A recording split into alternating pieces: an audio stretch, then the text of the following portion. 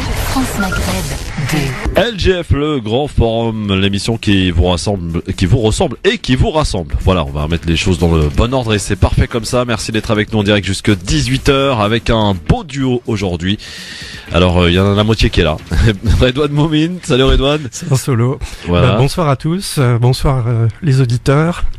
Et nous attendons aussi, mais il est en chemin là, ça il arrive, il vient de m'envoyer un petit message, notre ami Youssef Brakni qui sera avec nous. Vous avez deux particularités, enfin un point commun j'allais dire tous les deux, c'est que vous êtes tous les deux profs d'histoire. Exact, alors je ne le suis plus malheureusement, mais je l'ai été. Ouais. Et ça a été quand même une très très belle période professionnelle pour moi. Et vous avez un autre point commun, c'est que vous avez un regard tout particulier du côté du Moyen-Orient, on va dire, voilà vos sujets. On va voir ça tout à l'heure. Prédiction, absolument. Alors, mon cher ami Redouane, on va continuer cette série d'avis tranchés autour de la théorie du complot. Après avoir parlé de New York, après avoir parlé la semaine dernière, c'était quoi déjà ? La question des tours jumelles. Ah oui, des tours jumelles. Et puis, aujourd'hui, on va alors le titre de l'avis tranché ? Les Bretons contrôlent-ils la finance mondiale ? Autour d'un avis tranché, donc une série que vous propose Redouane chaque semaine sur la théorie du complot. Rendez-vous tout à l'heure aux alentours de 17h10. Coup de cœur, un coup de cœur anonyme aujourd'hui. Oui, on l'annoncera tout à l'heure. Oui. C'est un coup de cœur sur une personne que j'ai découvert lors d'une conférence sur les violences policières cet été. Très bien. Bon, affaire à suivre, messieurs, dames. Soyez les bienvenus, c'est parti pour le programme de votre LGF sur France Maghreb 2. Le grand forum avec Christophe Roux sur France Maghreb 2. Au programme de ce grand forum, 2 semaines après un important mouvement de contestation sociale en Tunisie, le président français Emmanuel Macron s'est rendu dans le pays depuis hier pour une visite d'État durant 2 jours. Et il compte mettre l'accent sur le développement économique du pays. Nous y reviendrons. Le Haut Commissariat de l'ONU aux droits de l'homme a révélé mercredi qu'il examinait les activités de 206 entreprises dans les colonies israéliennes considérées comme illégales au regard du droit international. On parlera aussi de la SDJ du Figaro qui a tenu à se désolidariser d'un sondage paru sur le Figaro.fr et demandant, écoutez bien, aux lecteurs s'ils étaient favorables à l'enseignement de l'arabe en option au sein des écoles publiques. Il y a de quoi faire rigoler. Et j'ai envie de dire, lol. Invité de ce grand forum à 17h tout à l'heure, maître Hassan Boukhalifa, avocat au barreau de Paris, de Marseille et de Nîmes. On parlera de Tariq Ramadan qui, vous le savez, est en garde à vue hier dans une enquête pour viol depuis hier matin. Sa garde à vue a été prolongée ce matin. Que risque-t-il ? C'est la question que nous lui poserons à cet avocat pénaliste tout à l'heure à 17h. La question LGF présidentielle en Égypte. Il ne reste plus que 2 candidats en lice pour le scrutin prévu le 26 mars. Cette élection est-elle jouée d'avance en faveur du dictateur Sisi ? Selon vous, vous répondez sur Facebook ainsi que sur Twitter. Facebook France Maghreb 2, Twitter LGF officiel et bien sûr Libertad tout à l'heure en fin d'émission. 16h26, merci d'être avec nous, c'est le LGF, votre émission jusque 18h. Avec aujourd'hui Youssef Brakni et Redouane Moumine qui sont avec nous aujourd'hui jusque 18h.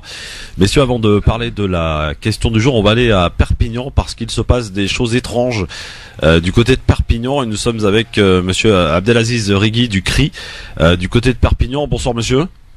Bonsoir. Alors j'ai eu écho effectivement de cette affaire, notamment par le biais de nos confrères de France Bleu Roussillon qui en ont parlé. Ce sont ces femmes qui portent le foulard, donc qui sont agressées régulièrement devant des écoles. Oui, voilà, en fait, depuis le mois de septembre, mais aussi pendant les vacances, une retraitée se permet de bousculer, de donner des coups de coude aux femmes portant le voile, le hijab, devant leurs enfants. Donc c'est des coups de coude, c'est par exemple une main sur le visage d'une femme enceinte sur le passage piéton pour essayer de la faire renverser par terre. C'est ce qui a déclenché en fait les plaintes parce que les mamans elles n'en pouvaient plus, elles étaient venues voir l'association pour dire qu'est-ce qu'on peut faire. Je leur ai dit il faut porter plainte. Tant qu'il n'y a pas de plainte, on pourra rien faire. Et ce qui les a décidés, c'est le jour où un vendredi, en passant sur un passage piéton, une maman et son enfant se sont dépêchés en entendant accélérer cette femme-là avec sa voiture, quoi. Ouais, elle a tenté de les renverser, quoi.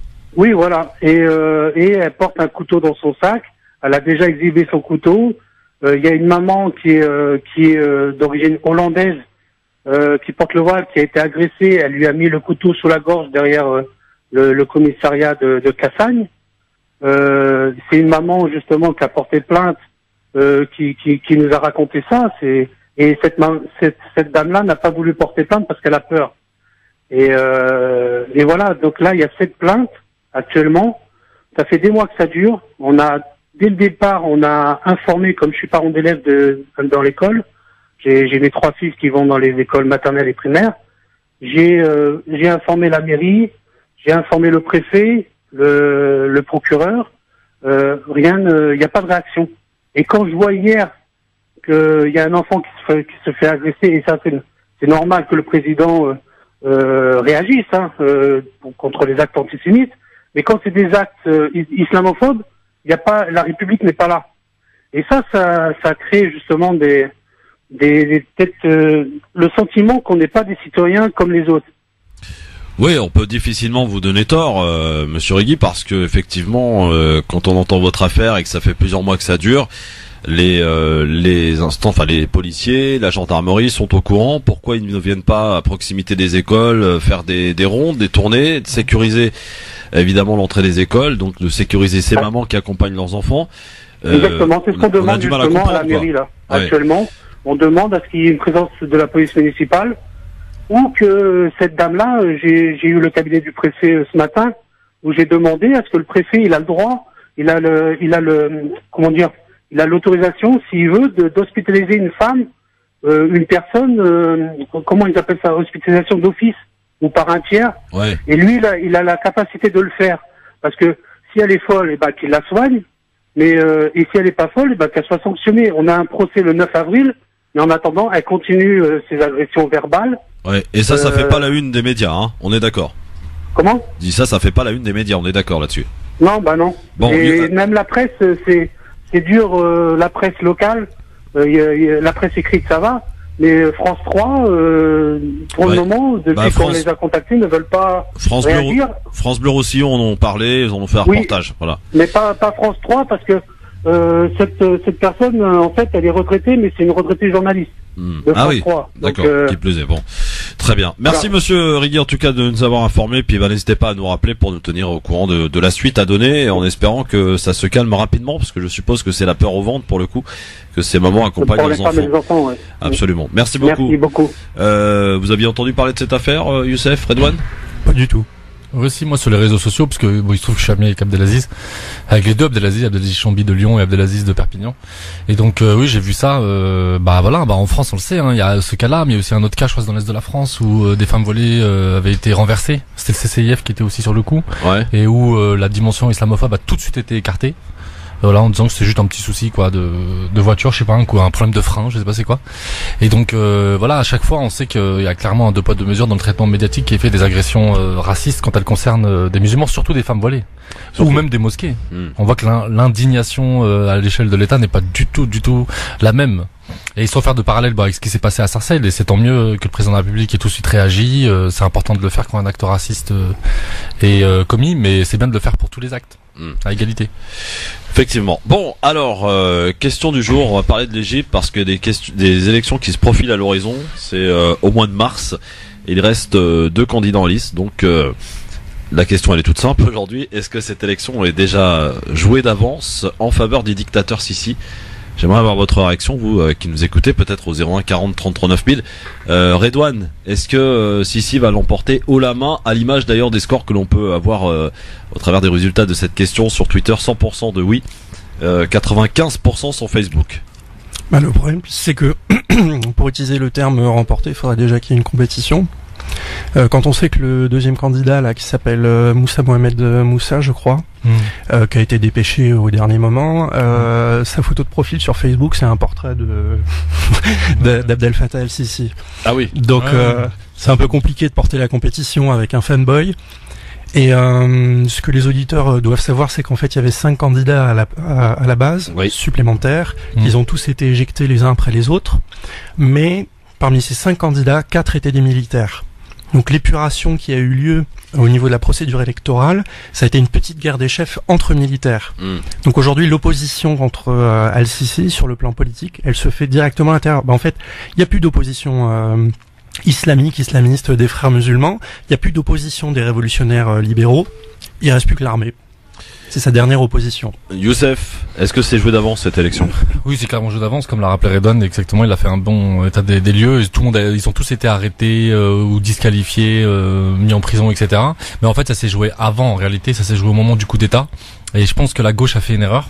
À ce moment-là, la gauche révolutionnaire, y compris les forces socialistes égyptiennes que je connais un peu en France, certains militants, où j'avais prévenu que c'était un piège, où ils s'étaient mobilisés contre les grands méchants frères musulmans qui avaient été élus démocratiquement quand même. Et en fait, après les frères musulmans, ça a été leur tour. Et ils ont tous été arrêtés un par un. Tous les mouvements de gauche, même réformateurs, ils ont tous été jetés en prison. Ou alors pour les leaders, ils ont été discrédités, comme Mohamed El Baradei. Je me souviens qu'on avait sorti les photos de sa fille au bord de la piscine, où on a essayé de le discréditer en disant voilà, regardez les mœurs légères de sa fille, etc. Bref, ils ont tous été mis de côté. Et en fait, à l'époque, ils auraient dû faire front en fait et refuser le coup d'État et attendre des nouvelles élections. Et du coup, ça aurait été le peuple égyptien qui aurait sanctionné la gestion des frères musulmans comme c'était le cas en Tunisie. Alors Sissi a eu cette phrase en disant ce qui s'est passé pour Mohamed Morsi ne se reproduira pas en Égypte. Sissi a dit ça? Oui, le message est clair. Le message est clair. D'accord. Si vous tentez un quelconque coup d'État contre moi, en tout cas, ça, voilà. De toute façon, c'est l'armée qui fait les coups d'État, donc c'est l'armée qui gère, quoi. C'est pas possible. Le problème, c'est que ça risque de péter rapidement parce que l'Égypte, contrairement à ce qu'on laisse penser dans la presse internationale, va très très mal sur le plan économique. El-Sisi a dû faire un prêt de 12 milliards auprès du FMI parce que l'économie est exsangue, et donc une des mesures de règles du FMI que le FMI a réclamé, Christine Lagarde a réclamé, c'est la baisse des subventions pour les produits de base. Voilà, toujours pareil. Donc ça c'est catastrophique. Et la deuxième chose, c'est l'effondrement de la monnaie de la livre égyptienne qui a provoqué une inflation. Donc l'économie va très mal, le tourisme se porte mal. Et j'ai une très bonne amie égyptienne qui vit à Assouan, qui s'appelle Esra. Elle est nubienne. Et la communauté nubienne est un peu particulière en Égypte. Sur le plan sociologique et politique, elle appartient pas vraiment à une mouvance. Et là, elle m'a dit, mais déjà, s'il y a 10% de participation à Assouan, ce serait un miracle. Et je tiens à dire que les mouvements qui réclament le droit au retour des Nubiens, parce que les Nubiens demandent de retourner sur le bord du Nil, ils ont tous été arrêtés. Tous. Oui. Y compris les mouvements qui demandent, par exemple, je sais pas, la reconnaissance de la langue nubienne et le droit de revenir sur le Nil, parce qu'il faut savoir que les Nubiens ont été déportés au sein de leur propre pays dans les déserts, de zones désertiques. Voilà, alors que eux, c'est des habitants du bord du Nil, quoi. Ils ont toujours habité sur le Nil, et donc ils ont tous été arrêtés. J'ai des amis, pareil aussi, nubiens. Il y a l'association nubienne en France qui est à Bagnolet. Ah, c'est vrai. Oui, d'accord. Ouais. Et je les avais aidés parce qu'ils avaient été expulsés par des groupes islamophobes, etc. Enfin, je te montrerai ça sur internet. Et donc voilà. Et donc j'ai vu des amis que j'ai vus ici à Bagnolet qui sont retournés en France, en Égypte, et qui ont participé à des manifestations pour la reconnaissance des droits des Nubiens, ont été mis en prison aussi. C'est-à-dire qu'ils mettent tout le monde en prison. Et ça, effectivement, il aura forcément le retour de bâton. Et en plus de ça, les élections où tu gagnes à 90%, c'est fini, ça, en fait. Et ça, je veux dire, ils ont vraiment beaucoup de mal à le comprendre aujourd'hui, les derniers dictateurs arabes. Là, vu comme c'est parti, c'est mon pronostic personnel, ça n'engage que moi. On va vers un assassinat. Je pense qu'il va finir comme Anwar el-Sadat. Je lui souhaite pas en tant que personne, mais je pense que ça risque de finir comme ça. Ça chauffe évidemment dans cette région. Tiens, avant de parler de Macron et de sa visite en Tunisie, parlons aussi du Yémen. Et c'est la trêve visiblement à Aden, puisque 4 jours après l'offensive des séparatistes du Sud, qui contrôlent donc la quasi-totalité de la capitale provisoire du pays, une délégation militaire saoudienne et émirati est en ce moment à Aden pour consolider le cessez-le-feu. Est-ce qu'il faut y croire à ce cessez-le-feu au Yémen? LOL. Ouais. Non, mais c'est juste pas possible, quoi.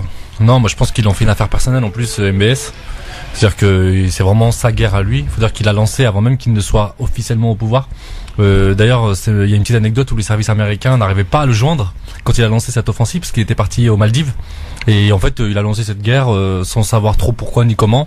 Et il voulait en savoir plus, avoir des informations, et il raconte qu'ils n'arrivaient pas à le joindre, qui était totalement injoignable pendant plusieurs semaines, et il a lancé les bombardiers, l'offensive qu'on connaît qui est catastrophique, où un enfant meurt toutes les 10 minutes quand même aujourd'hui au Yémen.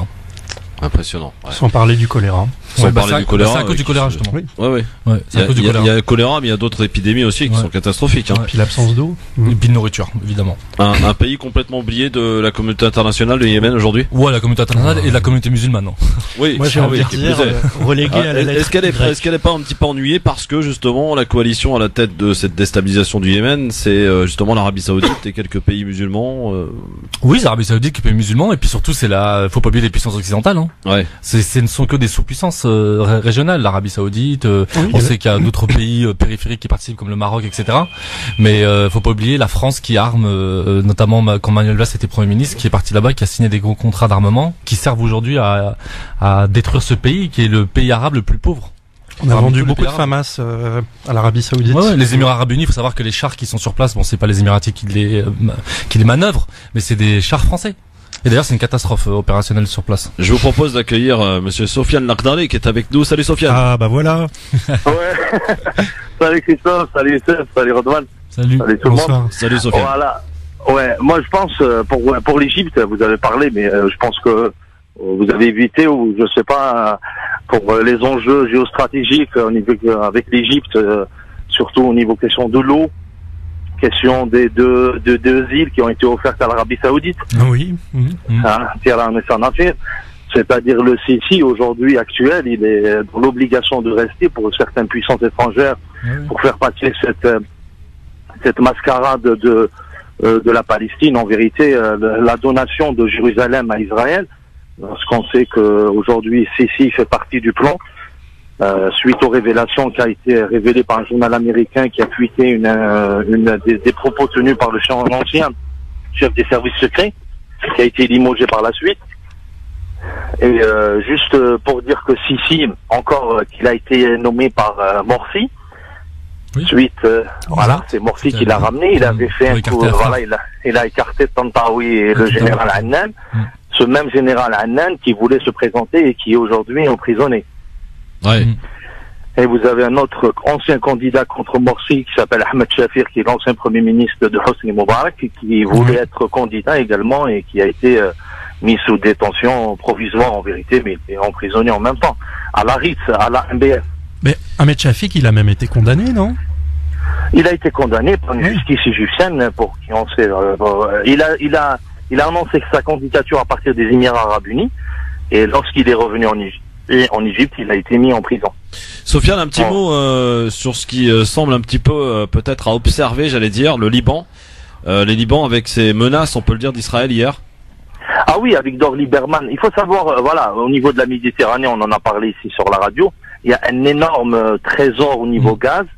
Et depuis la guerre de 2006, lorsque Israël a mené sa guerre contre les Libans, c'était pour en finir avec le Hezbollah et en même temps pour changer les frontières maritimes avec le Liban. Et ce qui a été signé par Fouad Seniour à l'époque, l'ancien Premier ministre, c'est une traîtrise totale.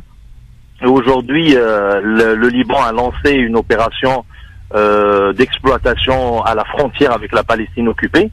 Et hier, Avigdor Lieberman, au niveau du Conseil national israélien pour la sécurité, il a lancé clairement une menace qui a été interprétée comme telle. Il a dit, voilà, vous si vous exploitez, vous risquez, vous devez avoir affaire à Israël. Et les trois sociétés qui se sont mises dans ce gisement, c'est Total français, Eni italien et Novak, la société russe. Alors du coup, aujourd'hui, entre le Liban qui vit une crise interne très confessionnelle entre le ministre des Affaires étrangères Jobran Bassil qui a insulté, qui a traité de Baltaji, je sais pas en français comment on dit ça, le chef du Parlement qui est chiite, Nabih Berri. Alors du coup, là, une crise confessionnelle interne qui fait rappeler malheureusement les heures un peu sombres au niveau de l'histoire libanaise avec la guerre civile interconfessionnelle. Et au même moment, ils viennent d'y avoir une déclaration de Jobran Bassil, de Avigdor Lieberman de cette manière. Voilà, maintenant à suivre ce qui se passe au Liban parce que voilà, l'Israël ne laissera jamais le Hezbollah et le Liban calme et à se développer, à exploiter ses richesses. On le sait, voilà, elle voulait avoir la même mise sur tout le gaz au niveau de la Méditerranée, sauf que leur plan d'en finir avec la Palestine n'a pas échoué et de déstabiliser le Liban a échoué, d'en finir avec la Syrie parce que tout ce bassin méditerranéen très riche en gaz.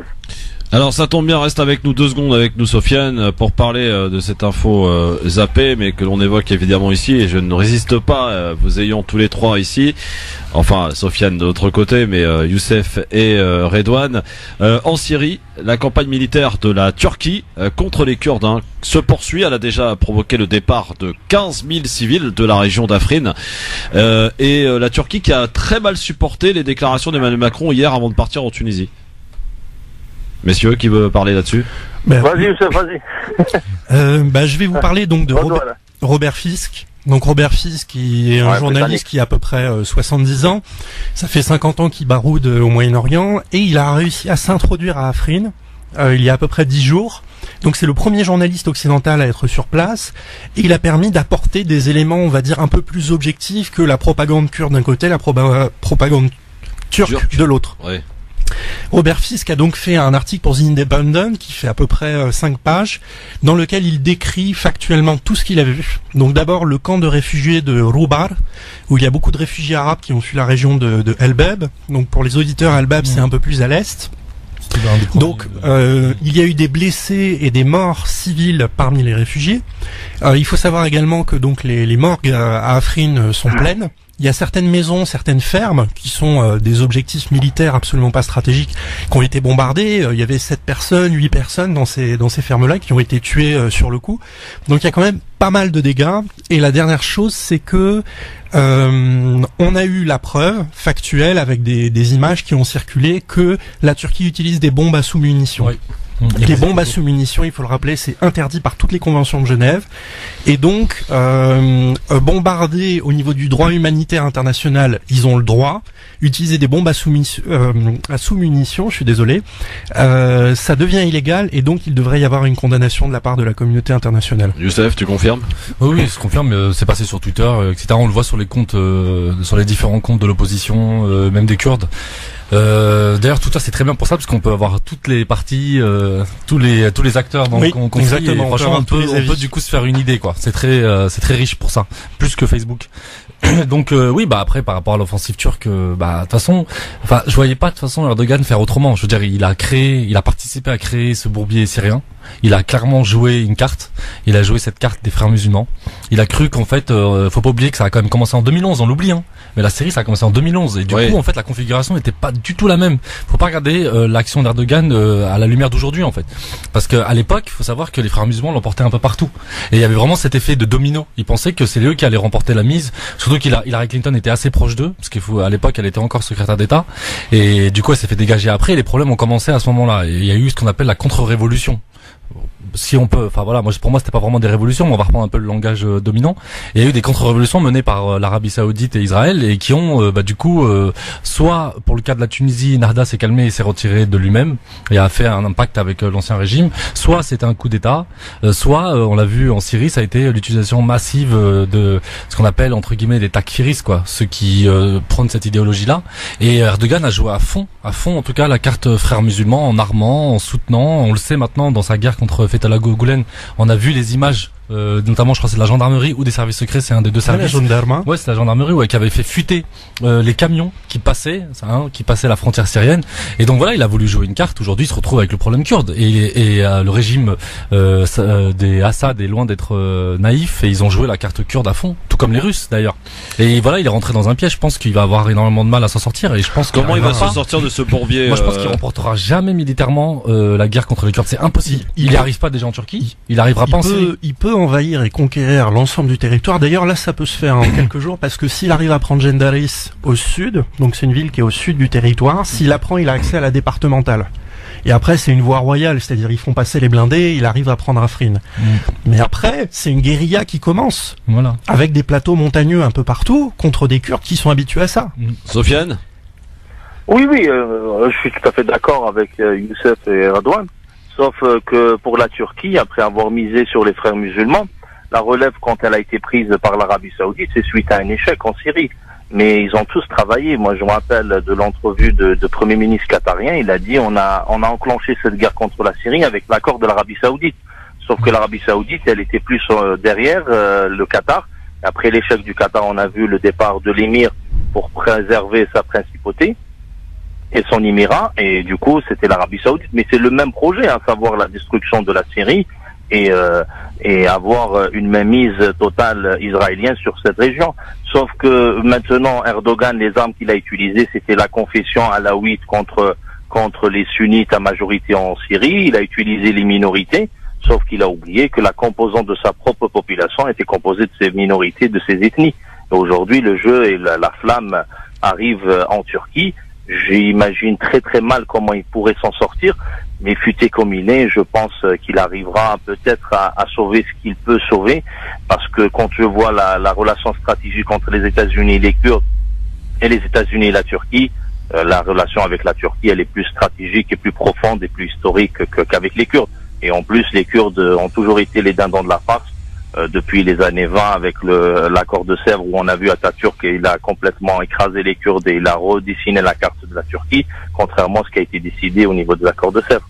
Et on a vu après les Britanniques comment les ont utilisés, ils les ont lâchés. Aujourd'hui, les Américains, c'est sûr qu'ils les utilisent pour un plan bien établi. J'ajouterais juste une dernière chose. Il faut pas qu'on oublie qu'il y a une minorité arabe importante dans ce territoire d'Afrine. C'est pas que des Kurdes. Et que parmi les civils tués, il y a quand même eu pas mal de familles arabes qui vivent dans les espaces fermés, les petites localités.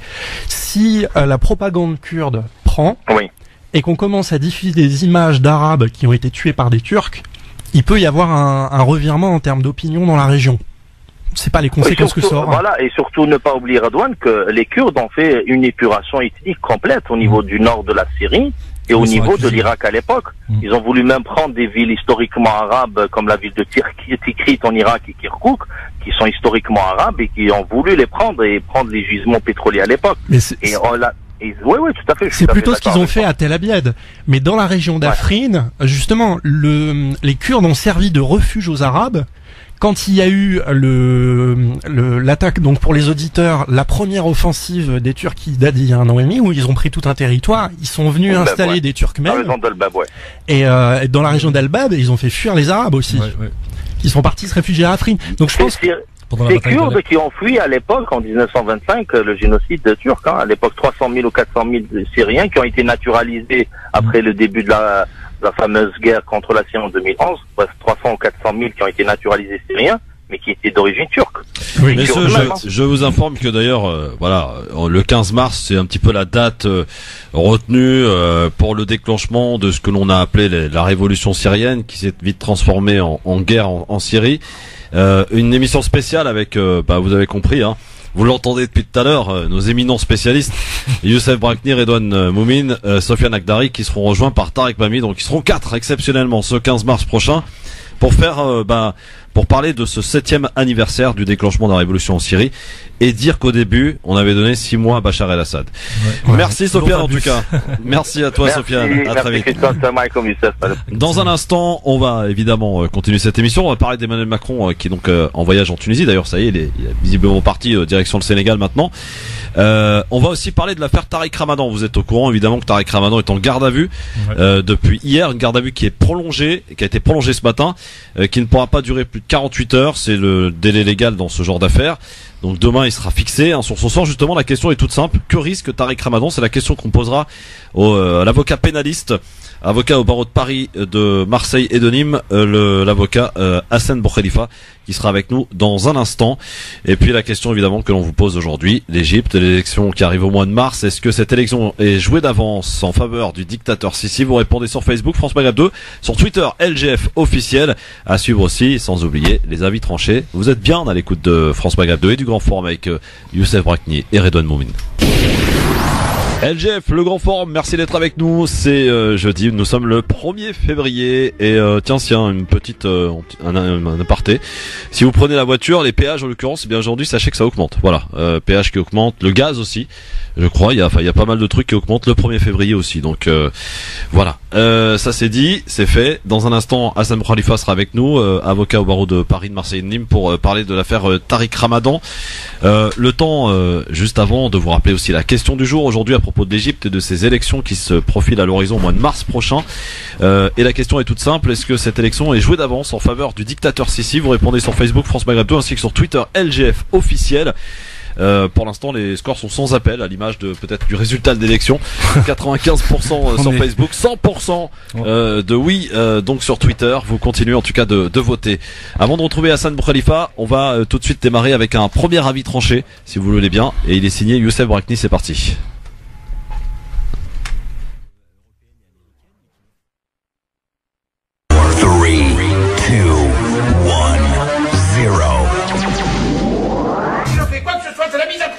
Alors piétinez-moi, allez-y. Youssef Brakni pour son avis tranché, qui va nous parler de la République du racisme. Oui. Alors aujourd'hui, j'aimerais évoquer une question importante de l'histoire de la France contemporaine. Et pour le faire, je vais citer un extrait d'un discours que voici. Messieurs, il faut parler plus haut et plus vrai. Il faut dire ouvertement qu'en effet, les races supérieures ont un droit vis-à-vis des races inférieures. Parce qu'il y a un devoir pour elles. Elles ont un devoir de civiliser les races inférieures. Cet extrait n'est pas d'un homme politique d'extrême droite, mais d'un personnage historique de gauche, un des plus importants de l'histoire de la République française. Il s'agit de Jules Ferry, le 28 juillet 1885 à l'Assemblée nationale. Des écoles, des rues de nos villes portent son nom. Il est le père de l'école gratuite, et il est aussi le père de la laïcité. Quand il prononce ce discours, nous sommes sous la Troisième République, pas un régime monarchique. Pourtant aujourd'hui, dans le débat politique, on ne cesse de présenter les descendants d'immigrés et les musulmans comme un danger pour l'ordre républicain. On ne cesse de définir les quartiers populaires comme des zones de non-droit, où les valeurs républicaines sont remises en cause. Pire, on parle de territoire perdu de la République, comme si les quartiers n'étaient pas en France, qu'en gros, ils font sécession. Pourtant, ceux qui bafouent les valeurs républicaines, ce sont ceux qui ne cessent de les proclamer pour exclure du champ politique les habitants des quartiers populaires. Des hommes politiques aujourd'hui, comme Manuel Valls, brandissent la République comme un totem d'immunité. Ils se cachent derrière pour réfuter toute accusation de racisme. Or, comme le prouve l'histoire coloniale, la République n'a jamais empêché l'une des plus atroces entreprises de déshumanisation de l'histoire, qu'est la colonisation. La citation de Jules Ferry, que je viens de citer, est la plus belle preuve. Toutes les républiques qui se sont succédées n'ont jamais empêché la colonisation. L'Algérie était française. Elle était divisée en 5 départements. C'était le territoire de la République. Selon la célèbre phrase, la France, c'est de Dunkerque à Tamanrasset. Pourtant, sur le territoire de la République, un système d'apartheid était en vigueur. C'était le code de l'indigénat. C'est le célèbre cercle des oulémas algériens mené par le Cheikh Ibn Badis qui réclamait l'application stricte de la laïcité aux musulmans d'Algérie. Il luttait contre l'islam colonial, contre l'ingérence de l'État français dans le culte musulman, et réclamait l'application de la laïcité, comme pour les catholiques et les juifs, dans le respect de la laïcité de 1905. Alors, certains me diront, mais Youssef, tu exagères, tout ça c'est du passé, que c'était sous les anciennes républiques, mais que dire du massacre du 17 octobre 61 ? 300 Algériens tués, jeté à la Seine sous les ordres du préfet Papon. Surtout, c'est ça qui est le plus important, sous la présidence du général de Gaulle. On peut aussi parler des massacres du 17 octobre de Guadeloupe de mai 67, lors des manifestations contre la faim, où il y a eu une dizaine de morts réprimés par la République française. On peut aussi rappeler 2005, plus récemment, où on a vu l'application de l'état d'urgence, l'application d'un couvre-feu qui ne s'appliquait que dans les quartiers populaires en France. Pour rappel, cette mesure d'exception n'a été appliquée que pendant la guerre d'Algérie et pour le soulèvement des Kanaks en Nouvelle-Calédonie. 2 situations coloniales, puisque, vous le savez, va avoir lieu en Nouvelle-Calédonie un référendum pour décoloniser ce territoire. Mais hier, une bonne nouvelle est venue rappeler que les beaux discours républicains ne suffisent pas. C'est celle de la victoire des Chibani de la SNCF, discriminés par une société d'État de notre République. Ce qu'il faut en retenir, c'est que seule la lutte et les mobilisations payent. Mais surtout, que la République n'est pas un totem d'immunité contre les discriminations et le racisme. Merci Youssef Brakni pour cet avis tranché. Voilà, que vous pouvez aussi revoir en vidéo sur Facebook. Messieurs, avant de retrouver la suite de cette série de Redouane Moumine concernant la théorie du complot, avec ce titre, Redouane, tu nous le rappelles d'ailleurs, pour donner envie un petit peu aux auditeurs. Les Bretons contrôlent-ils la finance mondiale? Waouh. Ça c'est du titre, messieurs, dames. Hein? Eh bien, nous sommes en ligne avec monsieur Hassan Boukhalifa, avocat au barreau de Paris, de Marseille et de Nîmes. Bonsoir, maître. Bonsoir Christophe, bonsoir à vos invités, bonsoir à tous les auditeurs de France Maghreb 2. Alors maître, on vous a invité parce que hier, eh bien, on a appris la garde à vue de Tariq Ramadan dans une enquête pour viol. Garde à vue prolongée ce matin, une garde à vue qui ne devrait pas dépasser les 48 heures, c'est le délai légal dans ce type de procédure, maître. Oui, que risque-t-il Tariq Ramadan? Alors en effet, vous l'avez rappelé, Tariq Ramadan est visé par 2 plaintes. Alors les qualifications juridiques, c'est le viol qui est un crime et les violences volontaires. Il est l'objet de 2 plaintes pour viol et violences volontaires. Une information a été ouverte donc par le parquet, c'est ce qu'on appelle une information préliminaire. Et c'est la première fois depuis hier matin que Tariq Ramadan, si vous voulez, est entendu par les forces de police. Alors, on lui a tout de suite notifié, bien sûr, sa mise en garde à vue. Il a été convoqué donc par les OPJ, les officiers de police judiciaire. Cette garde à vue, légalement, c'est prévu par notre code de procédure pénale, elle est de 24 heures. Elle a été prolongée, en effet, vous l'avez dit, ce matin, de 24 heures. Donc, ça va être le maximum qu'on puisse prolonger au niveau de la garde à vue de Tariq Ramadan. Et lorsque on est en garde à vue, il faut savoir que la garde à vue est régie par les dispositions de notre droit pénal.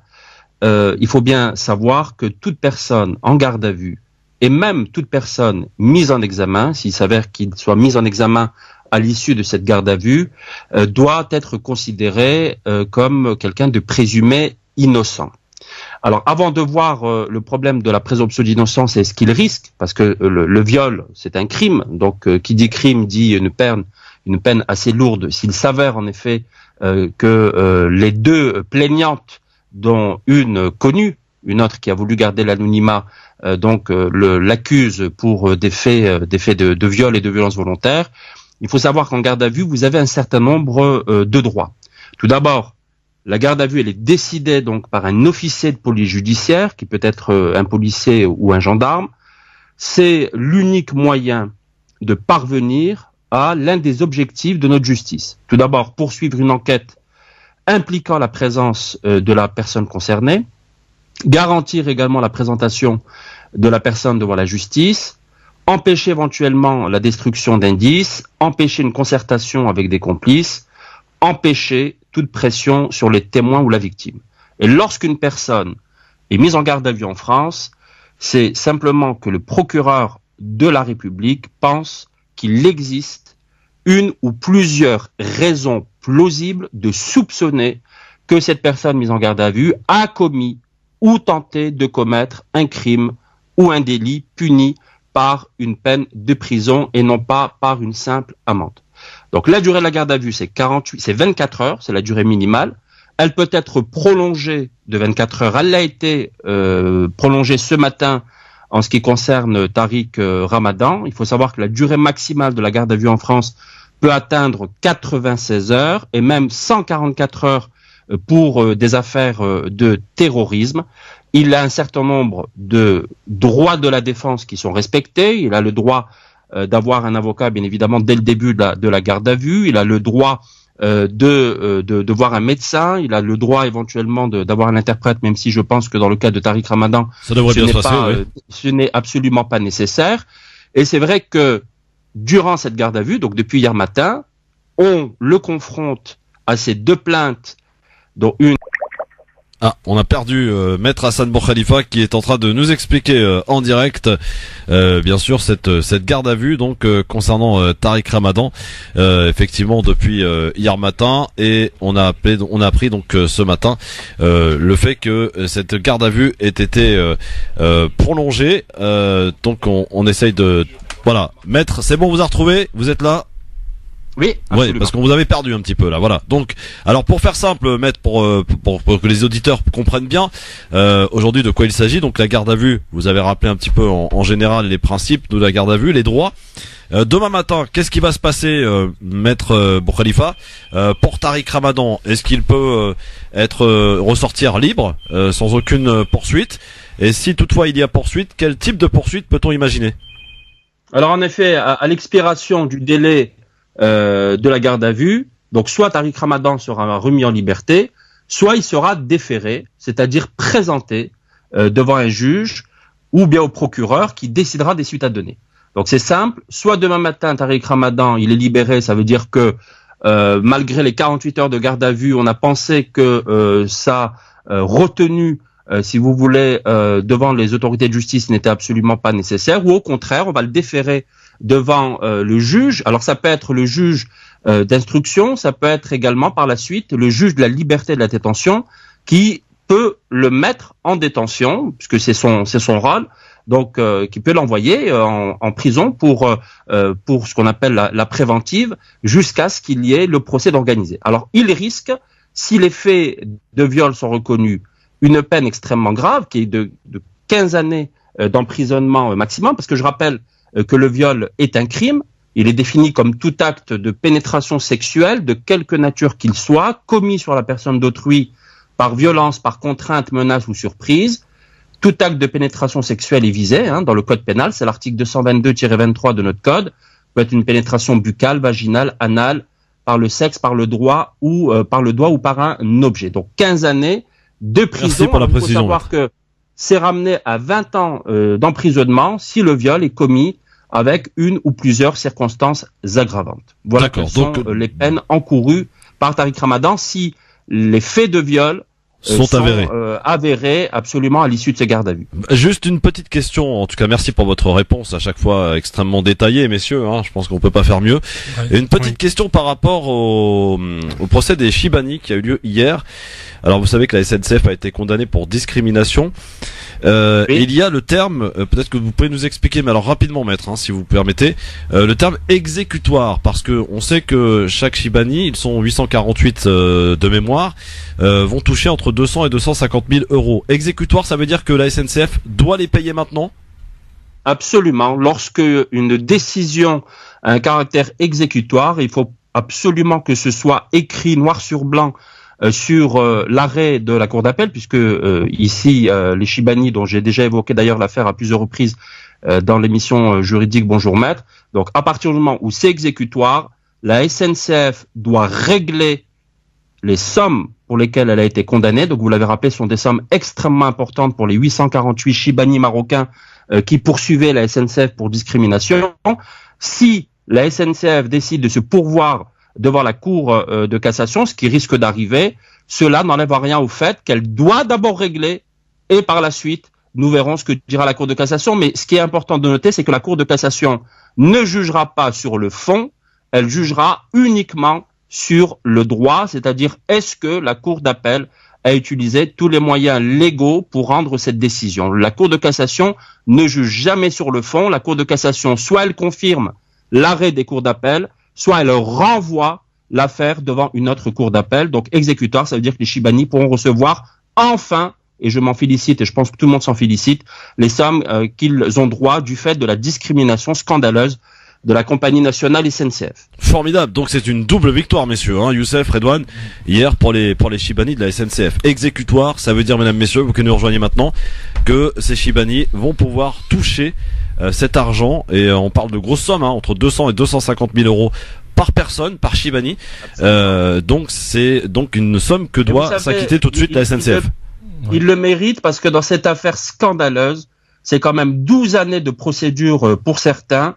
Il faut savoir que la quasi-totalité des plaignants avaient obtenu gain de cause, je l'avais rappelé, devant les conseils de prud'homme en septembre 2015. Notre justice est lente, mais c'est vrai qu'on est en 2018, en janvier 2010, enfin février maintenant 2018, la décision a été rendue hier par la Cour d'appel. C'est vrai que c'est lent, mais des fois ça vaut la peine d'aller jusqu'au bout, et la Cour d'appel a enfin, si vous voulez, donné une décision décisive, favorable à ces 848 Chibani qui ne réclamaient que leurs droits. Merci Maître Hassan Boukhalifa, avocat au barreau de Paris, de Marseille et de Nîmes, d'avoir répondu à nos questions et de nous avoir apporté quelques éclaircissements concernant d'une part Tariq Ramadan et les risques qu'il encourt donc à l'issue de sa garde à vue qui va se terminer normalement demain matin, et de nous avoir aussi éclairé sur le thème exécutoire que l'on a pu voir apparaître dans la décision du tribunal hier de la cour d'appel, donc concernant le sort des Chibani marocains qui ont, pour le coup, je pense qu'on peut le dire, obtenu une double victoire.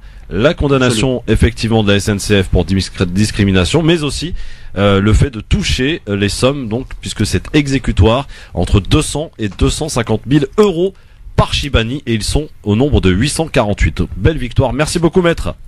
C'est moi qui vous remercie. Bonne continuation, Christophe. Au revoir. À bientôt, mon cher ami maître Hassan Boukhalifa. Alors lundi, vous le retrouvez de 15h à 16h. Lundi prochain, il sera malheureusement pas là parce qu'il sera en déplacement. Mais en tout cas, retrouvez-le sur France Maghreb 2 tous les lundis de 15h à 16h pour son émission Bonjour Maître. Merci d'être avec nous, avec Youssef Brakni, avec Redouane Moumine. On a écouté, juste avant d'accueillir maître Hassan Boukhalifa, l'avis tranché de notre ami Youssef Brakni. Je m'y perds dans les noms. Voici maintenant celui de Redouane Moumine, un avis tranché qui se veut être un avis tranché sous forme de série. Et on en est à l'épisode 3 sur la théorie du complot. Jingle.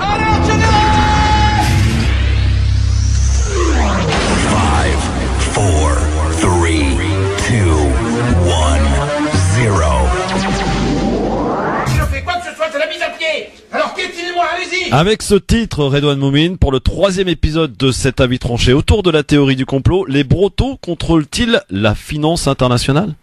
Exactement. Alors dans les épisodes précédents, pour les auditeurs qui rattrapent en cours de route, donc je racontais mes aventures de professeur et j'essayais d'aborder donc les théories du complot avec mes élèves pour les aider à prendre du recul et être mieux armés contre les intox. Et à chaque fois, ils apprennent, mais moi aussi. Et à chaque avis tranché, donc je souhaitais partager avec vous une leçon que j'ai pu apprendre dans le cadre de mes expériences.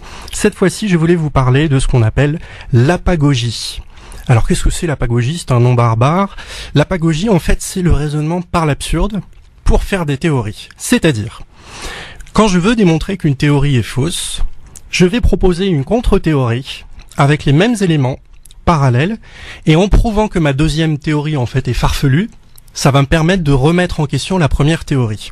J'ai eu cette idée en travaillant donc avec des élèves quand j'étais au Maroc, et j'avais constaté qu'il y avait un antisémitisme ordinaire assez inquiétant, beaucoup de fantasmes sur la communauté juive. Les juifs, ils contrôlent la finance mondiale, ils ont des secrets, ils fomentent certaines choses. Eh bien, chers auditeurs, j'ai une grande nouvelle à vous annoncer. Attention, le second degré arrive. La vraie menace, ce ne sont pas les juifs, ce sont les Bretons. Les Bretons, c'est une communauté toute particulière en France. Ils ont une forte identité. Ils ont leur langue, leur média TV, leurs références, et ils ont même leur propre humour. Certains se considèrent tout de même français, mais la plupart ne sont que Bretons. Et ils ont une sacrée histoire, ces Bretons, avec une sacrée diaspora, tout de même. On en trouve partout dans le monde, des Bretons. On en trouve des colonies au Canada, dans le nord de l'Europe, aux États-Unis, au Brésil et même en Afrique. Certains décident de faire leur alia et de revenir pour la retraite en Bretagne. Déjà, on doit le rappeler, ils ont leur propre quartier à Paris, Montparnasse. Quand on se balade dans les rues à Denfert-Rochereau, ça parle breton. Ils ont leur propre sentier à eux, avec Cache-Cache, Morgan, Armor-Luxe, Puma, Volpov et La Redoute évidemment. Certains ont réussi dans la chanson et le théâtre, mais à la base, les Bretons, quand même, c'est des commerçants. Qui connaît la famille Guillemot, propriétaire d'Ubisoft, la première entreprise de jeux vidéo au monde? Bah, c'est des Bretons. La famille Argan et Yves Rocher, la famille Leclerc, du même nom que les supermarchés. Je vous l'ai dit, ils sont partout. Les plus connus font partie des grosses fortunes mondiales. Alors d'abord, évidemment, nous avons François Pinault. Qui est François Pinault? C'est quand même le premier groupe mondial en termes de cosmétiques et d'export de luxe, avec Yves Saint Laurent, Balenciaga, Boucheron et Gucci. Vous avez Bolloré. Ben oui, Bolloré, son empire commercial en Afrique et en Asie, qui possède évidemment Canal+. Et vous avez aussi Martin Bouygues. Bon, il est breton par sa mère, mais ça compte quand même. Propriétaire de TF1 et spécialiste dans le BTP. On pourrait aller très loin comme ça, jusqu'à la question fatidique. Est-ce que les Bretons contrôlent la finance mondiale? J'aimerais dire une seule chose, Kerviel, il est breton. Après, il y a la question évidemment du politique. est-ce qu'ils sont présents dans le politique? Est-ce qu'ils ont des lobbies? Est-ce qu'ils influencent les grandes décisions? Je vous rappellerai quand même qu'on a 2 ministres qui sont bretons, Jean-Yves Le Drian et Richard Ferrand. En plus, ils sont corrompus, tous des pourris ces bretons. Est-ce qu'il y a un complot breton? J'aimerais dire 2 choses. La première, le complot de la laïcité. Aristide Briand qui a rédigé le projet en 1905, c'est un breton. Et j'aimerais dire encore une autre chose sur le complot. Il est lié au fait que nous avons un lobby breton qui organise toutes les semaines j'ai oublié la pâtisserie, le traiteur, c'est Place de la Madeleine. J'ai oublié son nom. C'est le traiteur Fauchon, pardon. Et ben chez Fauchon, nous avons les rendez-vous celtiques une fois par semaine où les entrepreneurs, les avocats et certains politiques bretons se rencontrent pour discuter. Dans le plus grand secret, on ne sait pas de quoi ils parlent, évidemment. Alors, est-ce qu'il y a un complot breton? C'est la question que je vous pose. Pour moi, non. Et il n'y a pas plus de complot juif. Merci Redouane. Dans le cadre de son avis tranché, Youssef, petite réaction? Franchement, c'est très drôle. C'est très bien amené. Voilà, mesdames, messieurs. Bon, évidemment, tu dis pas que les Bretons sont tous pourris, hein, Redouane. Attention, hein. Ah bah non, mais là, parce que tu sais qu'il y a les le trucs Drian, franchement, le Drian, on peut. Je nous imagine en train de siroter tous les 3 une bière sans alcool sur une terrasse à Paris et en train de faire la conversation de comptoir. Est-ce qu'il y a un complot breton? Pourquoi tu parles de bière sans alcool? Je déteste la bière en plus. C'est vrai? Ah ouais. Le goût avec le goût. Ouais. Une chicha, moi c'est bien. Alors tu parles de chicha. La pipe orientale, hein, j'ai envie de te dire. Mon cher Youssef, attention, tu viens de dire quelque chose qu'il fallait pas. Pourquoi? Parce que aujourd'hui il y a une chasse à l'homme organisée par certains sites. Je cherche le terme, mais certains sites de la communauté qui déclarent la guerre à la chicha parce que, selon eux, c'est haram. Et ils invitent les parents à prendre ce problème à bras-le-corps pour que les jeunesses arrêtent d'aller dans ce genre d'endroit, dans les chichas. Pour eux, c'est un lieu de débauche et la chicha est haram. Je vous invite à aller chercher les sites, d'ailleurs, vous n'allez pas mettre longtemps à le trouver. Ouais, mais bon, on va remonter leurs penseurs, et je suis sûr qu'ils sont plus haram de ce côté-là que du côté de la chicha. Voilà. Bon, en tout cas, c'est très drôle. En tout cas, est-ce qu'il y aura un 4e épisode? Ah, mais évidemment. Ah, est-ce que on peut avoir un petit indice sur le titre? Non. D'accord. Ce sera la surprise. La semaine prochaine?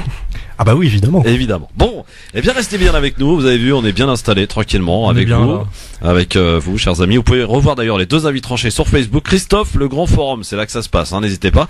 Dans un instant, on va s'attaquer on va essayer de décortiquer rapidement le voyage de Macron. On va aussi parler du Haut Commissariat qui justement étudie les différentes entreprises qui travaillent dans les colonies, dans les territoires occupés. Ça commence à agacer Israël quand même, BDS, même si ça représente pas grand chose finalement. Ça les agace plus que ça les agace. Ils ont quand même déclaré que BDS était un ennemi stratégique. Oui, voilà. Mais voilà, on va essayer quand même de minimiser un petit peu les choses parce que ils déclareraient organisation terroriste. Voilà. Et puis alors, on n'oubliera pas aussi le Figaro, parce qu'il faut qu'on s'y attarde aussi sur le Figaro et ses questions insidieuses et qui laisse justement aux tweetos, parce que ça s'est passé sur Twitter hier avec un sondage d'ailleurs qui va vous faire rigoler sur la langue arabe. Et les gens se lâchent dans les commentaires et la SDJ, donc le syndicat des journalistes du Figaro, s'est désolidarisé de la question du Figaro hier. On en reparle de tout cela dans un instant avec vos appels évidemment 01 40 33 9000. Calmez-vous, on est de retour très vite après la pub. LGF, le grand forum avec Youssef Brakni, avec Redouane Moumine qui sont avec nous aujourd'hui sur France Maghreb 2. Alors messieurs, on vous rappelle la question du jour évidemment à propos de l'Égypte et de cette élection qui se profile à l'horizon. C'est pour le mois de mars prochain. Est-ce que cette élection va-t-il gagner à 95 ou à 97%? Bon, est-ce que cette élection est jouée d'avance selon vous pour le dictateur Sisi? Vous répondez sur Facebook, sur Twitter, LGF officiel sur Twitter, Christophe France Maghreb 2 sur oui aussi Christophe bien sûr, mais France Maghreb 2 sur Facebook. Alors, on va partir, si vous le voulez bien, messieurs, du côté de la Tunisie, parce que il y a Emmanuel Macron. La suite est fin maintenant, parce qu'elle est terminée de Macron en Tunisie. Donc, aujourd'hui, visite d'État. Le président français s'est exprimé tout à l'heure devant l'Assemblée des représentants du peuple à Tunis. Discours de près d'1 heure, discours en forme d'hommage à la révolution tunisienne. Écoutez plutôt. Vous avez conduit une véritable révolution culturelle. Et celle-là, vous l'avez réussi. Vous avez fait mentir ceux qui, partout dans le monde encore aujourd'hui, disent que des sociétés où l'islam est présent ne sont pas compatibles avec la démocratie. Et vous avez fait mentir ceux qui, là aussi, dans nombre de régions du monde, veulent faire croire que l'islam est là pour régenter l'État, et que la séparation n'est pas possible. Vous les avez fait aussi mentir. Vous avez, par ce travail profond, construit un modèle unique. Alors, Macron, pour Emmanuel Macron, il faut soutenir donc ce modèle unique, mon cher Youssef. Mais c'est même pas vrai, parce qu'en plus, la laïcité, entre guillemets, à la bourguibienne, je sais pas comment on pourrait appeler ça, qui est appliquée en Tunisie, c'est pas la même qu'en France, ça n'a rien à voir, absolument rien à voir. Faut savoir que l'islam est religion d'État en Tunisie. Hein. Ouais. Donc, même si, enfin, il y a une petite brouille là, avec Lazare, etc. Oui, enfin, ouais, mais ça, c'est, voilà, c'est, à Lazare, c'est plus ce que c'était, ça vaut plus rien aujourd'hui dans le musulman. Mais ce que je veux dire par là, c'est que, moi, je supporte pas du tout cette prétention française sur le modèle français qui marche pas du tout. La preuve, on est dans une société pas du tout apaisée, et on est dans une société où il y a comme eu l'une des plus grandes révoltes urbaines d'Europe même. C'était 2005. Oui, d'Europe, ouais. Villiers-le-Bel en plus qui s'enchaînait après. Je veux dire, l'ONU n'arrête pas d'épingler la France sur le traitement qui est fait des migrants, sur les violences policières, en parlant du cas d'Adama Traoré. Donc à un moment donné, ce modèle français qu'on va vanter partout, mais il marche comment en fait? À quelle heure? Redouane? Deux choses. Oui. Pour revenir sur ce que dit Youssef, la France est quand même un pays messianique et nombriliste. Et quand j'écoute Emmanuel Macron, je ressens toujours en fond cette espèce de paternalisme un peu latent de la part des politiques européens plus généralement, parce que l'Allemagne fait la même chose, l'Angleterre aussi, de dire c'est bien, vous progressez, c'est bien. Tu vois ce que je veux dire? On est face à un regard extrêmement condescendant. Par contre, au niveau de l'homme Macron et sa posture, j'ai très peu de sympathie pour Macron, et je pense que les auditeurs ont dû s'en rendre compte, mais vraiment il est bon. Objectivement, il est bon sur les questions internationales. Il est bon, Youssef? Macron? En fait, forcément, il peut être que bon. En fait, il est bon par rapport à ce qu'a fait Hollande, en fait. Et notamment Fabius. Donc c'est clair que lui sur les questions internationales, c'est clair que ça paraît, voilà, on revient un peu à un équilibre. En clair, pour faire simple, on a pas honte quand Macron part à l'étranger nous représenter, puisque notre président nous représente. En fait, quand il est parti en Afrique, si. Jamais aucun président en Afrique subsaharienne, parce que la Tunisie est aussi en Afrique, mais quand il est parti en Afrique subsaharienne, c'est-à-dire au Burkina Faso, là c'est vraiment le colonialisme décomplexé et tout. En fait, Macron, ce que j'aime bien chez lui, c'est lui en moins, nous les militants, on n'a pas besoin de faire beaucoup de travail en fait. Par exemple, si on veut faire la démonstration que la France-Afrique existe encore, Macron il le montre bien. Notamment avec le discours qu'il a fait au Burkina Faso, où il s'est moqué du président, où il a remballé les gens sur la question coloniale, sur la question de la France-Afrique, ou ce qu'il a pu dire en Algérie, à Alger face aux jeunes là qui disaient mais pourquoi vous venez m'embrouiller avec ça et tout. Au moins il est sincère, c'est facile, c'est bien. Mais bon, la question coloniale, il veut pas la régler, alors qu'il avait pendant la campagne fait une déclaration qui allait dans ce sens, en disant comme quoi qu'il y avait que l'Algérie française c'était des crimes, etc. Et ça visiblement non, finalement il est vieux sur les idées par rapport à ça, et donc au moins avec lui c'est plus facile quoi. Puis c'est à peu près équilibré, mais bon, j'oublierai jamais que quand même c'est le seul président en France qui a dit que l'antisionisme était de l'antisémitisme. Bien sûr. Donc pour Macron, la Tunisie est un espoir et un laboratoire pour toute la région.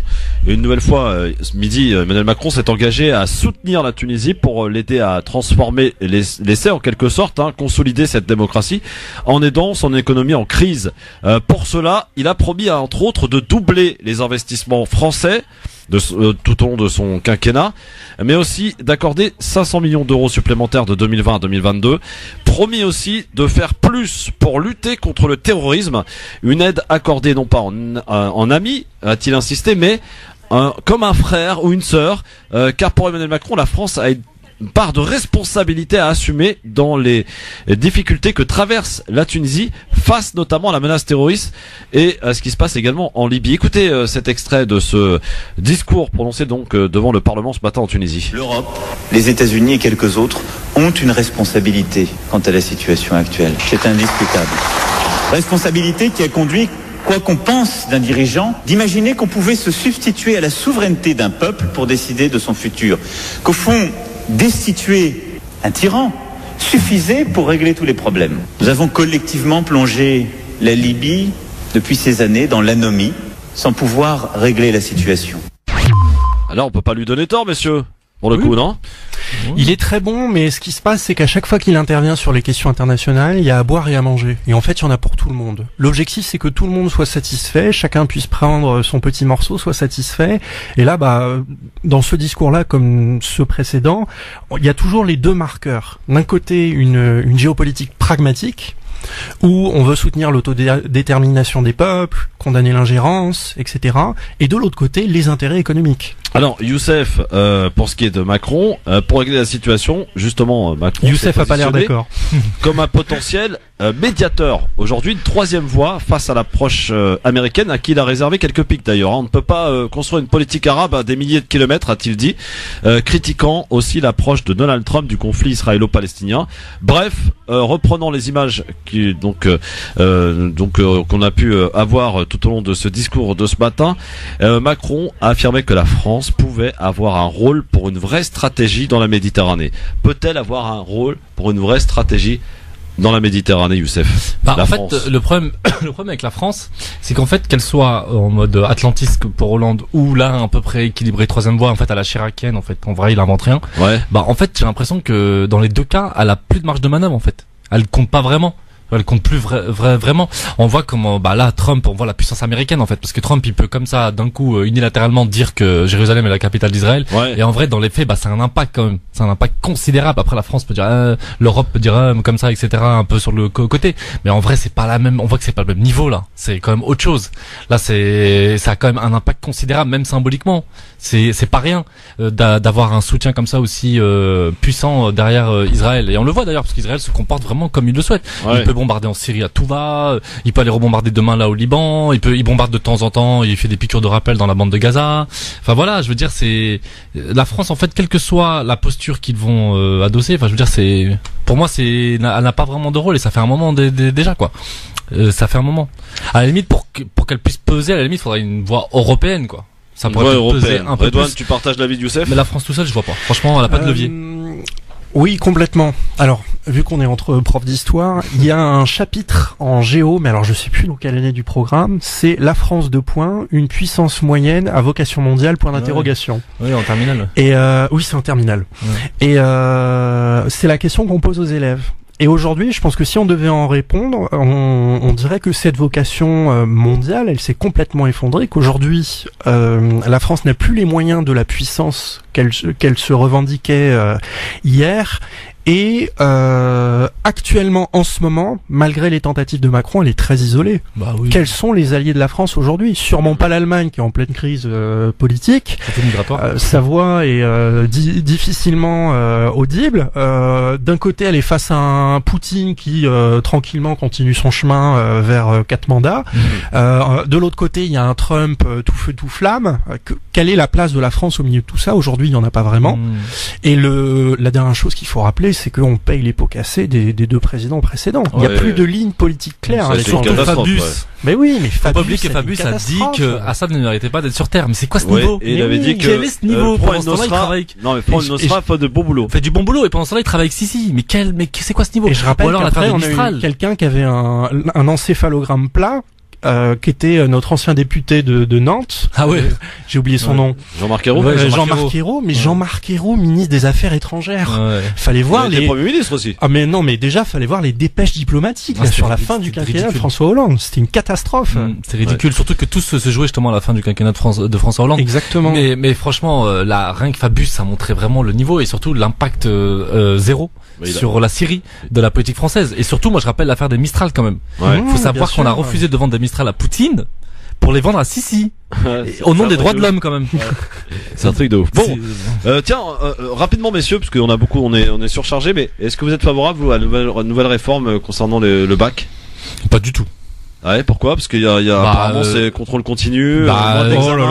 Concrètement, ça veut dire c'est simple quoi. C'est déjà l'élitisme à fond et surtout il y aura 2 bacs en fait. C'est-à-dire que 2, 3, 4 bac S, il y aura plus qu'un seul bac, je crois, c'est ça? Non, mais surtout plus de rattrapage. Surtout que comme il y a le contrôle continu, ça va être en fonction de ton lycée en fait. Ton bac, il aura le cachet de ton lycée. Ça veut dire que le bac passé en 93, oui, c'est évident. Pas le même niveau que celui que tu passes à Paris. Non, mais on va pas se leurrer que effectivement avoir un 18 dans un lycée ZEP REP+, comme on dit aujourd'hui, ou avoir 18 en REC4, c'est pas la même chose. On le sait tous. Ouais. C'est beaucoup plus difficile d'avoir un 18 là-bas parce que le niveau il est plus resserré, c'est pas le même rythme, etc. Or, la sélection à partir du dossier maintenant, elle est déterminante. Bah oui. Pour une classe prépa, une école supérieure. Le nom de ton lycée d'origine, ça va énormément compter. Bon. Ça c'est évident. On aura l'occasion d'en reparler. Pour l'instant, c'est pas fait. C'est pour 2021. On va vers le système à l'anglo-saxonne. Voilà. C'est-à-dire les bahuts les plus pourris, même s'il y a des plus pourris, pas pourris au sens physique, mais considérés comme les plus pourris par les institutions éducatives du pays, n'auront plus aucune chance, et donc va y avoir un exil des élèves qui réussissent le plus, où les profs leur diront mais partez d'ici. Ils vont les coacher même. Oui, ils vont les coacher pour les faire partir. C'est ce qui se passe déjà. Et il y aura ce qu'on appelle une fuite des cerveaux. Non, mais même Macron il va être malin. Qu'est-ce qu'il va dire? Il va dire non mais vous inquiétez pas, pour les super bons élèves dans les quartiers populaires en REP+, on va leur donner une bourse, ils pourront partir. Donc en fait on va avoir un effet à l'anglo-saxonne, élitiste. C'est ça qui va se passer, c'est qu'en fait ça sera fini pour ceux qui seront un peu moyens ou qui essaieront de s'en sortir, etc. Parce que le bac c'est un diplôme national, que ce soit à Henri IV ou dans le 93, c'est le même bac. Ouais. Mais ça sera fini, ça. Ouais. Mais là, et la dernière chose, la sélection à l'université. Juste après. Ça, il a lancé par contre. Bon, ça, on se réserve une émission là-dessus parce que c'est important. On attend de voir un petit peu ce que ça donne. Pour l'instant, ils sont en train un peu à tester un petit peu. D'ailleurs, je crois qu'il y a des gens dans la rue aujourd'hui pour protester qu'on soit. Oui, il y a un appel à manif qui a été lancé par les syndicats étudiants. On verra si ça va être bien suivi pour le coup. Mais on a le temps, c'est pour 2021, donc on a le temps d'en reparler évidemment, bien sûr. Messieurs, juste à son arrivée hier, Emmanuel Macron en Tunisie, et il a été en quelque sorte accueilli par ce rapport de l'ONG Human Rights Watch qui dénonce la violence de la police tunisienne à l'encontre des manifestations récemment arrêtées et du refus également de leur donner accès à un avocat. Selon ce rapport, des personnes ont été arrêtées pour avoir distribué des tracts qui critiquaient en termes pacifiques la politique du gouvernement, demandaient davantage de justice sociale ou pour avoir aussi griffonné des simples slogans sur les murs. Écoutez les explications d'Amna Gilali qui est de Human Rights Watch sur ce sujet. Certaines des personnes arrêtées avaient été arrêtées dans un contexte et avec des méthodes qui étaient totalement arbitraires, dans des rafles nocturnes, les gens dormaient chez eux, ne participaient pas à ce moment-là à des actes violents, et ils ont été traînés de force, battus devant leur famille et emmenés dans un commissariat où ils ont également été battus. On les a donc maltraités pour essayer d'avoir des aveux sur leur participation à des actes de vandalisme ou autres. Et ce qu'on a remarqué dans tous ces témoignages qui sont concordants, c'est que toutes les personnes qui ont été arrêtées, d'après leur famille et d'après leur témoignage devant le tribunal, on leur a pas accordé le droit à un avocat en garde à vue, ce qui est totalement contraire au droit tunisien. Et donc, on est face à des pratiques policières arbitraires avec des maltraitances. Tout cela dans un contexte où il fallait plutôt répondre aux manifestations pacifiques avec beaucoup de prudence et d'écoute par rapport à ces demandes et à ces contestations qui sont au final légitimes. Voilà pour ce qui est en tout cas de Amna Gilali. Donc pour ce qui est de ce rapport de Human Rights Watch, messieurs, finalement la violence policière elle persiste en Tunisie. On parlait d'une répression policière féroce sous l'époque Ben Ali, elle est toujours présente apparemment. Mais c'est normal parce que c'est les mêmes déjà. Ils ont pas disparu, ils sont pas volatilisés. Il faut savoir que tous les hauts fonctionnaires du ministère. C'est les Ben Ali sont toujours là. Bien sûr, mais quand Nahda a gagné les élections, ils ont mis un ministre. Je parle un Nahda 1. Il y a eu un ministre de l'Intérieur qui était de Nahda, mais il contrôlait absolument rien. Il contrôle absolument rien. Tout le monde sait très bien que quand on fait une révolution, c'est pas aussi simple. Comme si il suffisait de renverser la tête. Mais en vrai, un État, c'est une administration, c'est ses fonctionnaires, etc. Et en fait, les bénalistes sont tous restés là. Ils sont restés au même poste. C'est la même police, c'est les mêmes commissaires, c'est les mêmes pratiques. Donc comment voulez-vous que ça disparaisse comme ça? Il n'y a jamais eu aucune refondation de la police tunisienne. Il faut savoir que c'est une police qui a été faite sur un modèle, qui a été faite sur le modèle de réprimer sa population, d'avoir comme ennemi principal la population, la société civile, les opposants politiques. C'était une police politique qu'il y avait en Tunisie. La Tunisie, c'était pas un régime militaire, c'était un État policier, où la police avait des énormes pouvoirs vis-à-vis de l'armée. Alors, comment a réagi Emmanuel Macron face à cela? Eh bien, il a commenté ces allégations, affirmant que ces arrestations avaient bien été conduites dans le contexte d'un état de droit. Il y a une constitution exemplaire pour la région et bien au-delà, elle garantit la liberté d'expression et le droit de manifester est reconnu. Elle organise cette constitution donc la séparation de la justice, a-t-il dit lors d'une conférence de presse avec son homologue, le président tunisien qui s'est défendu, Béji Caïd Essebsi, de ces accusations et qui a donc reçu le soutien appuyé d'Emmanuel Macron. Le président français a appelé, je cite, à ne pas ravaler les démocrates, même imparfaits, au même rang considérant que les despotes et les tyrans, la Constitution, les règles de droit existent et sont respectées, a-t-il encore dit. Et voici maintenant les explications de Béji Essebsi hier en conférence de presse avec Emmanuel Macron. La Tunisie est un pays démocratique. Notre démocratie ne date pas depuis 2 siècles. Elle date depuis à peine 3 ans. Nous respectons le droit de manifester. Mais dans ces manifestations, il y a toujours des casseurs. Ces casseurs, on doit leur donner un certificat de bonne vie et mœurs. Eh bien, on les poursuit parce que nous avons des acquis à défendre. Mais je vous garantis qu'il n'y a pas une seule arrestation sans l'avis de monsieur le procureur de la République. Ici, en Tunisie, il n'y a pas de débordement sauvage. Il y a un pays qui essaie de fonctionner. Il faut tout de même ne pas nous juger un peu comme si nous sommes dans une démocratie depuis des siècles. Non, nous sommes depuis 3 ans seulement, plus le mois de janvier de cette année.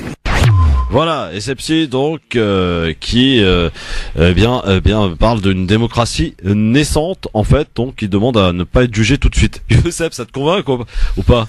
Non, en plus lui-même déjà c'est un ancien du régime, déjà c'est un ancien très proche de Ben Ali, donc voilà c'est les mêmes mensonges qui continuent. Mais après ce qui est intéressant avec Macron c'est qu'il défend toujours certains sur le voilà on n'a pas de leçons à donner etc. Mais par contre Poutine si on peut, Poutine on peut faire des leçons, Erdogan on peut faire des leçons. Erdogan il a été un peu plus mesuré quand même, faut dire la vérité, faut être honnête. Mais Poutine je me souviens qu'il avait fait la leçon sur les droits de l'homme etc.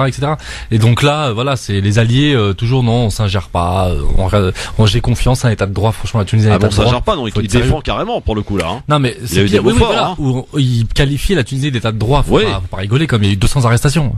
Ouais. 200 arrestations. Bon. Je précise que vous pouvez voir d'ailleurs toutes les vidéos lors de cette visite officielle, qui était la première visite officielle dans un pays arabe.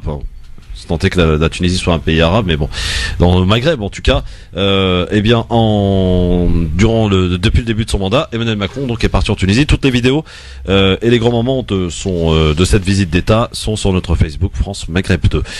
On va parler maintenant, si vous voulez bien, rapidement de BDS, puisque les débats sur BDS chauffent depuis le mois de novembre, lors duquel l'Union européenne, vous en souvenez certainement, a publié des directives pour l'étiquetage des produits issus des colonies israéliennes dans les territoires palestiniens et syriens occupés, ce qui a suscité également l'inquiétude d'entreprises en Cisjordanie, sur le plateau du Golan et dans la vallée du Jourdain, face notamment au danger de perdre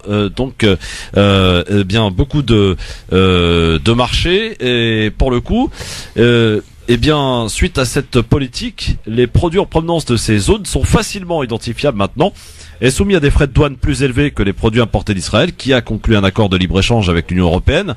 L'entreprise, notamment SodaStream, Teva et quelques autres, ont toutes déménagé, alors que des signes indiquent d'autres fermetures pour être en projet pour l'heure.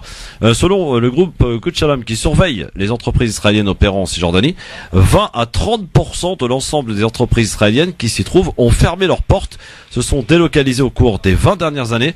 La législation, en tout cas de l'Union européenne, qui exige l'étiquetage du lieu d'origine affecte principalement les produits agricoles, 20 produits cosmétiques, qui représentent au total moins d'1% de l'ensemble des exportations israéliennes vers l'Europe.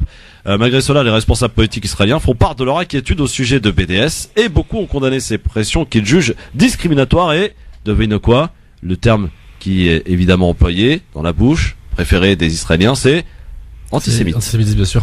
Voilà. Alors, sans BDS, évidemment, même si je le dis, ça représente pas grand-chose finalement quand on regarde de plus près les chiffres. Et pourquoi ça les inquiète? Pourquoi ça les inquiète? Parce qu'en fait, ça peut se propager, et il faut savoir qu'Israël est beaucoup sur ce qu'on appelle le soft power, sur l'image, etc. Et ça, c'est très important pour un pays. Ouais. Et on sait que c'est ce qui a coûté cher à l'Afrique du Sud. C'est vrai que l'agriculture, en fait, ça représente pas tant que ça dans l'économie israélienne. Mais en fait, ça sert à la normalisation d'Israël. Quand tu te promènes au supermarché, tu vois des produits israéliens, tu vois, ça participe. En fait, Israël, tu dis, c'est un état comme les autres, etc. Mais en fait, les oranges qui sont là, il y a du sang à l'intérieur, en réalité. C'est fait sur le sang des Palestiniens, et c'est concret. Concrètement. Je rappelle qu'on a évoqué l'affaire Lidl de la Porte d'Orient, où la police a été intervenue. Est intervenue donc à la demande des clients, et ils ont déposé une main courante parce que c'était les avocats qui étaient marqués Maroc alors qu'ils étaient dans des cartons Israël. Et surtout, je terminerai là-dessus, c'est que en fait l'Union européenne ne fait rien. En fait, elle ne fait qu'appliquer la loi. en fait, ils sont obligés de marquer quand c'est des territoires occupés. C'est les règles de l'Union européenne. Faut savoir qu'un autre cas qui divise énormément, c'est le cas du Sahara occidental. Il faut savoir que l'Union européenne a condamné, a arrêté un programme commun avec le Maroc, je sais plus exactement, sur l'agriculture, à cause du fait qu'ils occupaient le Sahara occidental. Donc pourquoi pour le Maroc ça s'applique, d'accord, et pas pour les territoires occupés, parce qu'en fait ça correspondait aux produits agricoles qui étaient faits sur le territoire du Sahara occidental, que l'Union européenne ne reconnaît pas comme faisant partie des territoires marocains. Mais il se trouve que là pour un cas on applique, pour l'autre c'est antisémitisme, etc. Je rappelle, Redouane, ami auditrice auditeur, que le Haut Commissariat donc à l'ONU, surveille, j'allais dire, 206 entreprises tout particulièrement donc qui exercent dans les colonies des territoires occupés. Juste pour finir, parce que le temps passe super vite, tiens, si je vous donne 2-3 commentaires que j'ai regardés sur le Figaro. Par exemple, tiens, on est chez nous et on a le droit de ne pas accepter d'être envahi, ou encore il serait sans doute bon de connaître la langue de l'ennemi. Les réponses au sondage publié hier par le compte Twitter du Figaro.fr a laissé libre cours à des sorties quelque peu racistes. Êtes-vous favorable à l'enseignement de l'arabe, à l'adoption au sein des écoles publiques? Pouvait-on lire hier en fin d'après-midi sur Twitter, devant le tollé provoqué par ce sondage. Donc la SDJ, qui est le syndicat des journalistes du Figaro, a tenu à prendre ses distances en quelque sorte avec l'équipe digitale du journal. La SDJ du Figaro se désolidarise de cette question insidieuse, peut-on lire donc sur le compte Twitter du syndicat, qui ajoute d'autant plus que l'arabe est déjà enseigné comme option dans l'enseignement public. La responsable sociale média du Figaro, suite au message de la SDJ, se défend de toute volonté de polémique. Il s'agit, écrit-elle, d'une question posée dans le cadre de l'émission ' Point de vue, en lien avec les propos de quelqu'un qui défend l'intérêt de l'apprentissage de l'arabe à l'école, sauf que le Figaro n'en est pas à son premier sondage polémique. En septembre 2014, souvenez-vous, le journal demandait à ses lecteurs s'ils estimaient suffisante la condamnation des musulmans de France suite à l'assassinat d'Hervé Gourdel en Algérie, avant de supprimer la question devant la polémique naissante.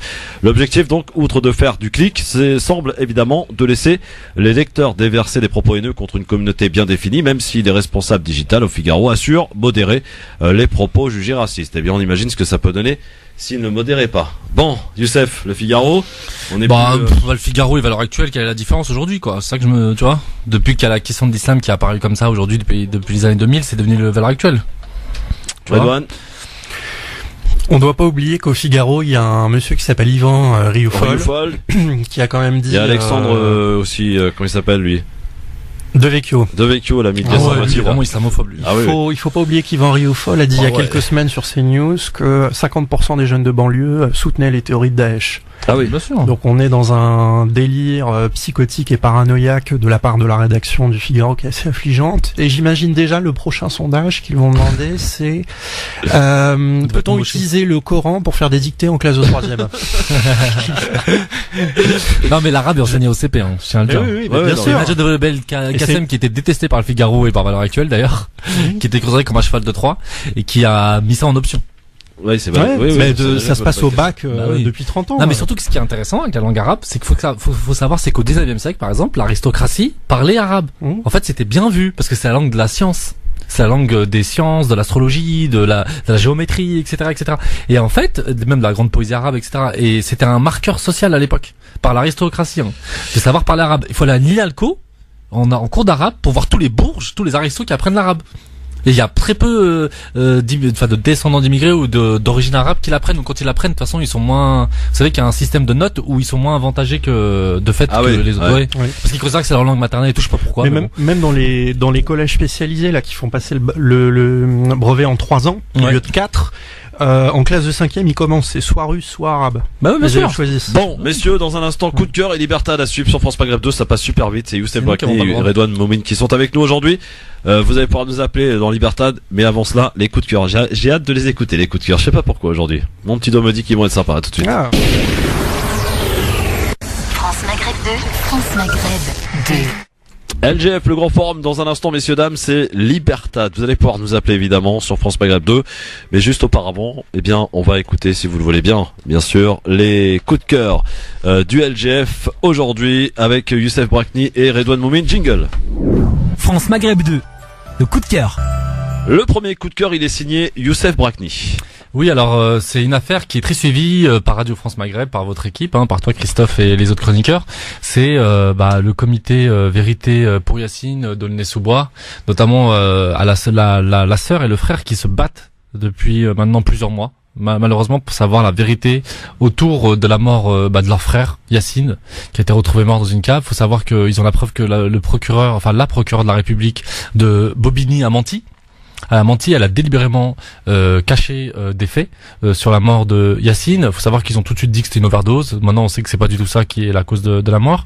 Mais il se trouve que BFM TV a diffusé un reportage diffamatoire mensonger sur cette affaire. Eh bien, le comité Vérité pour Yacine s'est mobilisé. Chaque samedi, ils étaient devant BFM TV. Ils ont pas lâché pendant plusieurs semaines. Et au bout de plusieurs semaines, la direction de BFM TV a lâché, les a reçus. Et hier, devant le tribunal de Bobigny, Bilal a pu passer en direct à BFM TV en direct, je tiens quand même à le dire, et il a pu donner sa version et apporter un démenti au premier reportage de BFM TV. Donc voilà, il faut le saluer parce qu'en fait, ça montre que il y a que la lutte qui paye. Il faut toujours se mobiliser, il faut jamais lâcher. Parce que j'entends beaucoup de discours défaitistes sur ouais, ça sert à rien de militer, ça sert à rien de descendre dans la rue, ça sert à rien de se mobiliser. Là, si on le voit que ça sert, on le voit ici, on le voit aussi. La bonne nouvelle d'hier, la deuxième bonne nouvelle, c'était les Chibani de la SNCF. Merci Youssef Brakni pour ce coup de cœur, effectivement une affaire qu'on a beaucoup suivie, donc l'affaire Yacine. Pour le coup, on va tout de suite, le temps que on échange de place, on vous explique tout, les auditeurs auditrices, pour le deuxième coup de cœur. C'est un coup de cœur que je ne sais pas à quoi s'en tenir parce que en fait c'est un coup de cœur qui est réservé à un anonyme, mon cher Redouane Moumine. Oui, alors en fait mon coup de cœur s'est passé lors de l'université d'été de la France Insoumise à Marseille, donc lors d'une conférence sur la mobilisation politique dans les quartiers populaires. Et mon coup de cœur s'appelle Youssef Brakni. Alors, durant cette conférence à laquelle j'ai assisté de la France Insoumise, il y avait 6 intervenants, dont un certain Youssef Brakni, que je ne connaissais pas, qui représentait donc le collectif Vérité et Justice pour Adama Traoré. Au moment de prendre la parole, ça a décapé avec Youssef. Décrivons d'abord le public de la France Insoumise. Donc on a un public majoritairement blanc, majoritairement plus de 45 ans, intello et majoritairement provincial. Successivement, Youssef nous a raconté les circonstances du décès de Adama Traoré et les incarcérations suite au mouvement de contestation à Beaumont-sur-Oise. Puis il nous a parlé du décès de Lamine Dieng, achevé par la police. Abdelkader Bouziane, une balle dans la tête. Curtis, Zied, Bouna. Et dans la salle, d'un coup, silence de plomb. Puis il nous raconte l'histoire d'Ali Ziri, ce retraité qui a trouvé la mort dans une garde à vue à Argenteuil. Coup de massue sur l'auditoire. Les mots sont forts et choquent les plus âgés. Liens rompus, abandon, assassinat, politique néocoloniale, crûment, noir et arabe. Je vous parle de mort, en France, dit Youssef. Par ma couleur, je peux rentrer chez moi et perdre la vie, ici en sortant. Ça commence à chuchoter dans la salle. Puis vient le moment des bilans et de la critique. Parmi vous, leur demande Youssef, qui a manifesté pour la loi travail? Alors là, presque tout le monde lève la main. Maintenant, reprend Youssef, qui est venu à la commémoration le 22 juillet pour Adama? Où étiez-vous? Alors là, il y a peu de présents qui lèvent la main, et la salle commence à bourdonner. Heureusement qu'ils se sont organisés tout seuls pour Adama, dit Youssef. Il ajoute, les quartiers populaires, tout le monde s'en fout, alors que c'est l'endroit où il y a le plus d'effervescence politique. On participe aux manifestations de la loi travail, mais quand on vous attend, il n'y a plus personne. Et là, il ajoute cette phrase magistrale, la convergence des luttes, ça se fait dans un seul sens. Ça applaudit au fond, mais alors plus trop dans les 3 premiers rangs. Les gens font la moue, certains regardent leurs chaussures. Youssef conclut avant de passer le micro. La lutte contre les violences policières, c'est la priorité pour tout mouvement de gauche qui se respecte. Tu sais Christophe, il y a des moments dans une vie de militantisme politique où tu assistes à des scènes, des expériences qui t'aident à l'introspection, qui font ta réflexion. Tu mûris politiquement. Et ben cette interaction entre Youssef d'un côté et les militants de la France Insoumise complètement médusés, cette interaction dont j'ai eu la chance d'être spectateur, ça a été une expérience comme ça pour moi. Bravo Youssef. Merci Redouane, super coup de cœur. Youssef, franchement. Franchement, j'y attendais pas du tout. T'es fort en mise en scène. Je savais pas que t'étais là. Pourquoi c'est pas de la mise en scène, c'est de la réalité. Non, je sais. C'est de la radio-réalité, messieurs dames. Non, mais c'est-à-dire que là, je l'ai vu, je le vois depuis le début de l'émission, c'est la première fois que je passe avec lui. Ouais. Et il m'a pas dit que je t'ai vu à Marseille. Non. Moi j'étais au courant, j'étais dans la confidence, je dois te le dire. Mais en tout cas, effectivement, il m'a dit, il faut absolument que j'en parle parce que. T'étais là, d'accord. Ouais, bah quand t'as fait l'intervention, moi j'étais assis sur la gauche. Il y a pas mal de monde. D'accord, mais tu m'as applaudi ou pas? Bah évidemment que j'ai applaudi. Mais même quand une certaine Farida Amrani a pris la parole à la fin de, bah, évidemment. Ouais. D'accord, ok. Bah, alors c'est parti. Ça leur a fait un peu de bien à tous. Pour Libertad, messieurs dames. Allez, 01 40 33 9000. Vous avez envie de prendre la parole, vous souhaitez vous exprimer, c'est maintenant. Allô, bonsoir. Allô. Il y a personne par ici, donc 01 40 33 9000 évidemment pour nous appeler, pour prendre la parole, nous dire ce que vous voulez. Comme chaque soir dans cette émission, pour terminer, j'allais dire en beauté dans cette émission, peut-être réagir à ce que vous avez écouté, entendu. Allô, bonsoir, France Maghreb 2, bonsoir. Oui, toujours le chat, voilà, super. Ouais. C'est l'heure de sortie pour lui. Et bientôt on aura Vive le Mac. C'est l'heure de la gamelle. Hein. Ah oui, il y a Vive le Mac aussi. Oui, mais il s'est rangé, il s'est tranquillisé. Là. Je pense qu'il a pris les cachets depuis. Bon. 01 40 33 9000, bonsoir. Oui, Daoud, Haute-Seine, Rabat-Maison. Salut Daoud. Bonsoir Daoud. Comment vas-tu, Christophe? Ça va très bien Daoud. Qu'est-ce qui se passe? T'es en colère ou pas? Rien du tout. Si tu me permets, j'aimerais envoyer d'ici un grand salam de la force aux vaillants soldats turcs en Syrie. Qu'Allah les protège. C'est fait mon ami. Merci Daoud. Merci mon ami, bon courage. À bientôt. Il a le droit, hein, attendez. Ah bah bien sûr qu'il a le droit. C'est l'expression Libertad ou pas Libertad? C'est Libertad, exactement. Mais les soldats turcs qui sont sur place, ils sont courageux, hein, parce qu'en face ça tire, hein. Évidemment. France Maghreb 2, bonsoir. Ah, c'est chaud. Bah oui. Allô. Qu'est-ce qui se passe dans le standard là? On m'a fait un boycott ou quoi là? 01 40 33 9000, allez-y, décrochez votre téléphone, c'est maintenant que ça se passe. Vous avez envie d'engueuler Redouane, Youssef, ou les féliciter. Voilà. Bien n'hésitez pas, 01 40 33 9000. France Maghreb 2, bonsoir, il y a quelqu'un ou pas? Allô? Je pense que j'ai un problème dans mon standard.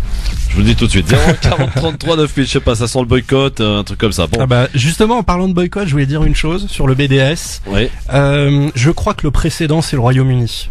Ils ont gagné à la Cour suprême. Les lobbies israéliens les poursuivent en justice. Ils ont gagné, c'est-à-dire que maintenant c'est open bar pour le BDS. Ils peuvent faire tout ce qu'ils veulent au Royaume-Uni. Ah oui, d'accord. Et ce précédent-là, je pense qu'Israël en a très très peur pour le continent européen. Allez, on fait un petit essai. France Maghreb 2, bonsoir. Oui, c'est encore moi, Daoud. C'était pour répondre à Redouane. T'inquiète pas, le courage, on l'a dans le sang. Merci, bonne journée. Mais y a pas de problème, Daoud, hein, j'en doute pas. Daoud, à bientôt, mon pote. Les Turcs, c'est nos cousins algériens. Ah oui, c'est vrai. C'est la même fierté du drapeau, la même détermination. Mais ils ont raison d'être fiers. Le même aveuglement. Alors, 01 40 33 9000, allô, qui est là? Oui, bonsoir, Mohamed de Paris. Salut Mohamed, qu'est-ce qui se passe? Salut Youssef, Redouane. Moi, j'attendais avec impatience le deuxième épisode de la chronique de Youssef. Troisième. De Redouane. J'ai été un peu déçu. Hein. Un peu déçu par le troisième épisode de la chronique sur la théorie du complot. Oui, exactement. Il avait fait le tri entre les bonnes théories et les mauvaises théories, les vraies théories du complot. Bah oui, mais t'as pas été assez complotiste. Mais ça doit arriver à la fin de ma chronique. Pour l'instant, on expérimente. On expérimente le 11 septembre, les Bretons, les Juifs, et puis à la fin, évidemment, on tirera les conclusions de tout ça. On est qu'au troisième épisode, mon cher Mohamed, sois patient. Oui, alors, est-ce que sur Google, Lobby Breton? Allô? On t'entend super mal par contre, je sais pas, t'as un kit malib pourri apparemment, hein, Mohamed. Est-ce que t'as tapé Lobby Breton dans Google? Ah, mais si vous voulez, la semaine prochaine, je vous parlerai du Bilderberg breton, qui se passe dans un petit village du Finistère. Et cette année, pour le Bilderberg breton, il y avait le bras droit du président chinois. D'accord. Voilà Mohamed. Allez, à la semaine prochaine. Salut Mohamed. À bientôt. Bon, 01 40 33 9000. Mais Jad, est-ce que tu nous autorises à déborder légèrement? Ouais. Ah ouais. Ok, d'accord. Ouais, en fait, ça l'arrange, comme ça il fait son café et tout ça. Hein, faut il dire reste de la vérité. brioche, Medjed. Ah, tu sais, quand tu lui parles de bouffe, il arrive tout de suite. Hein. France Maghreb 2, bonsoir. Mais... Allô? Mais lui, il a compris aussi, du coup. Allô, bonsoir, France Maghreb 2. Oui, bonsoir. Bonsoir, Christophe. Bonsoir, vous invitez. Bonsoir, prénom et ville d'appel, cher monsieur. Bachir à Charles-les-Yvelines. Où ça, c'est où ça? À Charles-les-Yvelines? À côté Poissy. Ah, Poissy, d'accord. 78. 78. Voilà, 78. Qu'est-ce qui se passe, Bachir? Moi, je vous ai entendu, ça fait 2 jours à propos d'un truc de Lidl, la truc de Israël. Oui, Lidl. Moi, j'en ai des photos. Oui. Sur Leclerc d'achat. Ouais. Qui nous ont ramené les dates de Medjoul. Et ils ont mis la fiche d'origine palestine. Et quand je suis parti au commissariat à la police porte plainte, ils m'ont viré, ils m'ont insulté. Ah oui, pourquoi vous avez porté plainte? Ah bah ils n'ont pas le droit de faire un affiche sur le carton, c'est marqué Made of Israël. Ils marquent l'affiche date d'origine palestinienne. D'accord, oui, pour vendre, oui. Ah oui, d'accord. Ah oui, tu m'étonnes. Les photos, j'en ai jusqu'à maintenant les photos. Si vous voulez que je vous envoie les photos, donnez-moi un numéro, je vous envoie les photos. Envoyez sur la page Radio France Maghreb. Écoutez, vous allez sur Facebook, vous avez Facebook, Christophe Le Grand Forum, vous allez nous envoyer ça en privé, d'accord? Ok, ça marche. Merci beaucoup. Je vous remercie, c'est Merci bien Bachir. que vous faites continuer comme ça. Et bon, on lâche rien, mon ami Bachir, à bientôt. Allez, il y a aussi quelque chose comme ça à Carrefour. Ouais. Les dates des glettes noires. Ouais. En fait, elles sont assemblées en Algérie et fabriquées dans les territoires. Ah ouais. Ils envoient en Algérie et après ils mettent des glettes noires Algérie. Normal. Ouais. Allez, un petit dernier. Allez, pardon. Allô, bonsoir. France Maghreb 2, bonsoir. Bonsoir Christophe, c'est Jamel. Jamel, qu'est-ce qui se passe? C'était juste pour parler, tu sais, te rappelles le reportage sur les Panama Papers? Oui, oui, absolument. Panama Papers. Ouais, c'était juste pour dire que l'écologie, je sais pas si tu te rappelles, à un moment, il y a la société Clean Card, c'est elle qui est la plus grosse mine au Congo. Ouais. Qui extrait le cuivre. Ouais. Et où on voit une dame dans le reportage, une blague quoi. Elle va à la rivière pour laver le linge de ses enfants parce qu'ils n'ont pas l'eau courante chez eux. C'est vrai. Et où elle met sa main dans l'eau, puis elle se met au visage, puis elle se fait brûler à l'acide. Ouais. C'était, je crois, dans l'émission d'Élise Lucet, il me semble, hein. Ouais, c'était dans Panama Papers. Et là, ça prouve, quand on dit que tout ce qui est électrique, c'est vachement écologique. Vous verrez bientôt que c'est vraiment plus destructeur que le pétrole et le gaz. Ouais. Merci voilà, Jamel, ouais. Merci à toi en tout cas. Merci, pour bonsoir. vos appels. Merci. Bonne soirée à tous. Rendez-vous demain avec Alan Zawani et Mourad Goual qui seront avec nous demain entre 16h et 18h. Et on dit bonsoir à Marine. Et on dit bonsoir à Marine, effectivement, Marine. Puisque c'est l'heure du flash de 18h02. Voilà, on peut le dire. Youssef, merci beaucoup. Merci à toi. Merci Redouane. Merci Redouane. C'était un grand plaisir. Très vite les gars, on remet le couvert évidemment. Bonne soirée à tous dans un instant. Salut. L'excellent Medjed qui débarque sur France Maghreb 2 pour l'heure. Marine Garel pour le flash. Bonsoir Marine. Bonsoir à tous. De nouvelles révélations dans l'affaire Lactalis. Selon l'Institut Pasteur, 25 nourrissons de plus ont été contaminés par des salmonelles entre 2005 et 2016. Contamination par la même souche que celle qui a été détectée récemment dans l'usine de Cran en Mayenne. Le PDG du groupe s'est exprimé ce matin dans les Échos. Il a révélé que la souche à l'origine de l'affaire des dernières semaines était donc la même que celle détectée en 2005. Cette année-là, 140 nourrissons avaient été touchés. En clair, l'usine de Cran en Mayenne a été contaminée pendant 12 années consécutives. Justice toujours, la Cour d'appel de Paris a décidé de renvoyer aux assises le Britannique Yann Bailey, soupçonné du meurtre de Sophie Toscan du Plantier. Ce journaliste de 60 ans est soupçonné d'avoir tué l'épouse du célèbre producteur de cinéma et télévision. La victime avait été retrouvée le crâne fracassé le 23 décembre 1996 en Irlande. Malgré 2 mandats d'arrêt délivrés en 2010 et en 2016, l'Irlande refuse toujours et encore son extradition. Les antibiotiques, c'est pas automatique. Si le slogan est bien entré dans les têtes, il n'est en revanche pas suivi des actes. La consommation d'antibiotiques est en effet repartie à la hausse en France. Un collectif de médecins alerte sur ce sujet. La garde à vue de Tariq Ramadan en Suisse a été prolongée ce matin. L'islamologue suisse est accusé de viol par 2 femmes, des accusations qu'il nie depuis le début de l'affaire. La Cour de cassation a définitivement condamné à 25 000 € d'amende un notaire qui avait voulu vendre aux enchères la seule copie complète du manuscrit des Mémoires d'outre-tombe de Chateaubriand en rejetant son pourvoi. Et puis tennis, et en l'absence de Jo-Wilfried Tsonga qui est blessé à un genou, la France mise sur Lucas Pouille et Richard Gasquet pour les 2 premiers simples face aux Pays-Bas à partir de demain pour le premier tour du groupe mondial de la Coupe Davis à Albertville. Pour le double samedi, le capitaine Yannick Noah a pour l'heure choisi Pierre-Hugues Herbert et Nicolas Mahut. France Maghreb 2, service, info, musique, divertissement. France Maghreb 2. France Maghreb.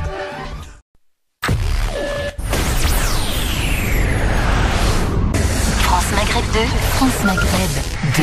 LGF, le grand forum, l'émission qui vous ressemble et qui vous rassemble. Voilà, on va remettre les choses dans le bon ordre et c'est parfait comme ça. Merci d'être avec nous en direct jusque 18h avec un beau duo aujourd'hui. Alors, il y en a la moitié qui est là. Redouane Moumine, salut Redouane. C'est un solo. Voilà. Bonsoir à tous, bonsoir les auditeurs. Et nous attendons aussi, mais il est en chemin là, ça il arrive, il vient de m'envoyer un petit message, notre ami Youssef Brakni qui sera avec nous. Vous avez 2 particularités, enfin un point commun j'allais dire tous les deux, c'est que vous êtes tous les deux profs d'histoire. Exact. Alors je ne le suis plus malheureusement, mais je l'ai été. Ouais. Et ça a été quand même une très très belle période professionnelle pour moi. Et vous avez un autre point commun, c'est que vous avez un regard tout particulier du côté du Moyen-Orient, on va dire. Voilà vos sujets. On va voir ça tout à l'heure. Prédiction, absolument. Alors, mon cher ami Redouane, on va continuer cette série d'avis tranchés autour de la théorie du complot. Après avoir parlé de New York, après avoir parlé la semaine dernière, c'était quoi déjà ? La question des tours jumelles. Ah oui, des tours jumelles. Et puis, aujourd'hui, on va alors le titre de l'avis tranché ? Les Bretons contrôlent-ils la finance mondiale ? Autour d'un avis tranché, donc une série que propose Redouane chaque semaine sur la théorie du complot. Rendez-vous tout à l'heure aux alentours de 17h10. Coup de cœur, un coup de cœur anonyme aujourd'hui. Oui, on l'annoncera tout à l'heure. Oui. C'est un coup de cœur sur une personne que j'ai découvert lors d'une conférence sur les violences policières cet été. Très bien. Bon, affaire à suivre, messieurs, dames. Soyez les bienvenus, c'est parti pour le programme de votre LGF sur France Maghreb 2. Le Grand Forum avec Christophe Roux sur France Maghreb 2. Au programme de ce Grand Forum, 2 semaines après un important mouvement de contestation sociale en Tunisie, le président français Emmanuel Macron s'est rendu dans le pays depuis hier pour une visite d'État. Les policiers, la gendarmerie sont au courant. Pourquoi ils ne viennent pas à proximité des écoles faire des rondes, des tournées, de sécuriser évidemment l'entrée des écoles, donc de sécuriser ces mamans qui accompagnent leurs enfants. Exactement, c'est ce qu'on demande justement à la mairie là. Ouais. Actuellement, on demande à ce qu'il y ait une présence de la police municipale ou que cette dame-là, j'ai eu le cabinet du préfet ce matin où j'ai demandé à ce que le préfet, il a le droit, il a l'autorisation, s'il veut, d'hospitaliser une femme, une personne, comment ils appellent ça, hospitalisation d'office ou par un tiers. Ouais. Et lui, il a la capacité de le faire. Parce que si elle est folle, qu'il la soigne. Mais et si elle est pas folle, qu'elle soit sanctionnée. On a un procès le 9 avril, mais en attendant, elle continue ses agressions verbales. Ouais. Et ça fait pas la une des médias, on est d'accord. Comment ? Je dis ça fait pas la une des médias, on est d'accord là-dessus. Non, non. Bon, et même la presse, c'est dur. La presse locale, la presse écrite, ça va. Mais France 3, pour le moment, depuis qu'on les a contactés, ne veulent pas réagir. France Bleu Roussillon en ont parlé, ils en ont fait un reportage. Voilà. Mais pas France 3 parce que cette personne, en fait, elle est retraitée, mais c'est une retraitée journaliste. De France 3. D'accord, qui plaisait. Bon, très bien. Merci Monsieur Rigui en tout cas de nous avoir informés. Puis n'hésitez pas à nous rappeler pour nous tenir au courant de la suite à donner, en espérant que ça se calme rapidement, parce que je suppose que c'est la peur au ventre pour le coup, que ces mamans accompagnent leurs enfants. Ouais. Absolument. Merci beaucoup. Merci beaucoup. Vous aviez entendu parler de cette affaire, Youssef, Redouane ? Pas du tout. Aussi, moi sur les réseaux sociaux, parce que il se trouve que je suis ami avec Abdelaziz, avec les deux Abdelaziz Chambi de Lyon et Abdelaziz de Perpignan. Et donc oui, j'ai vu ça. En France, on le sait, il y a ce cas-là, mais il y a aussi un autre cas, je crois, dans l'est de la France, où des femmes volées avaient été renversées. C'était le CCIF qui était aussi sur le coup, et où la dimension islamophobe a tout de suite été écartée. En disant que c'est juste un petit souci de voiture, je sais pas, un problème de frein, je sais pas c'est quoi. Et donc à chaque fois on sait qu'il y a clairement un 2 poids 2 mesures dans le traitement médiatique qui est fait des agressions racistes quand elles concernent des musulmans, surtout des femmes volées, ou même des mosquées. On voit que l'indignation à l'échelle de l'État n'est pas du tout la même. Et sans faire de parallèle avec ce qui s'est passé à Sarcelles, et c'est tant mieux que le président de la République ait tout de suite réagi. C'est important de le faire quand un acte raciste est commis, mais c'est bien de le faire pour tous les actes, à égalité. Effectivement. Bon, alors, question du jour, on va parler de l'Égypte parce que des élections qui se profilent à l'horizon, c'est au mois de mars, il reste 2 candidats en lice, donc la question elle est toute simple aujourd'hui, est-ce que cette élection est déjà jouée d'avance en faveur du dictateur Sisi ? J'aimerais avoir votre réaction, vous qui nous écoutez, peut-être au 01 40 39 000.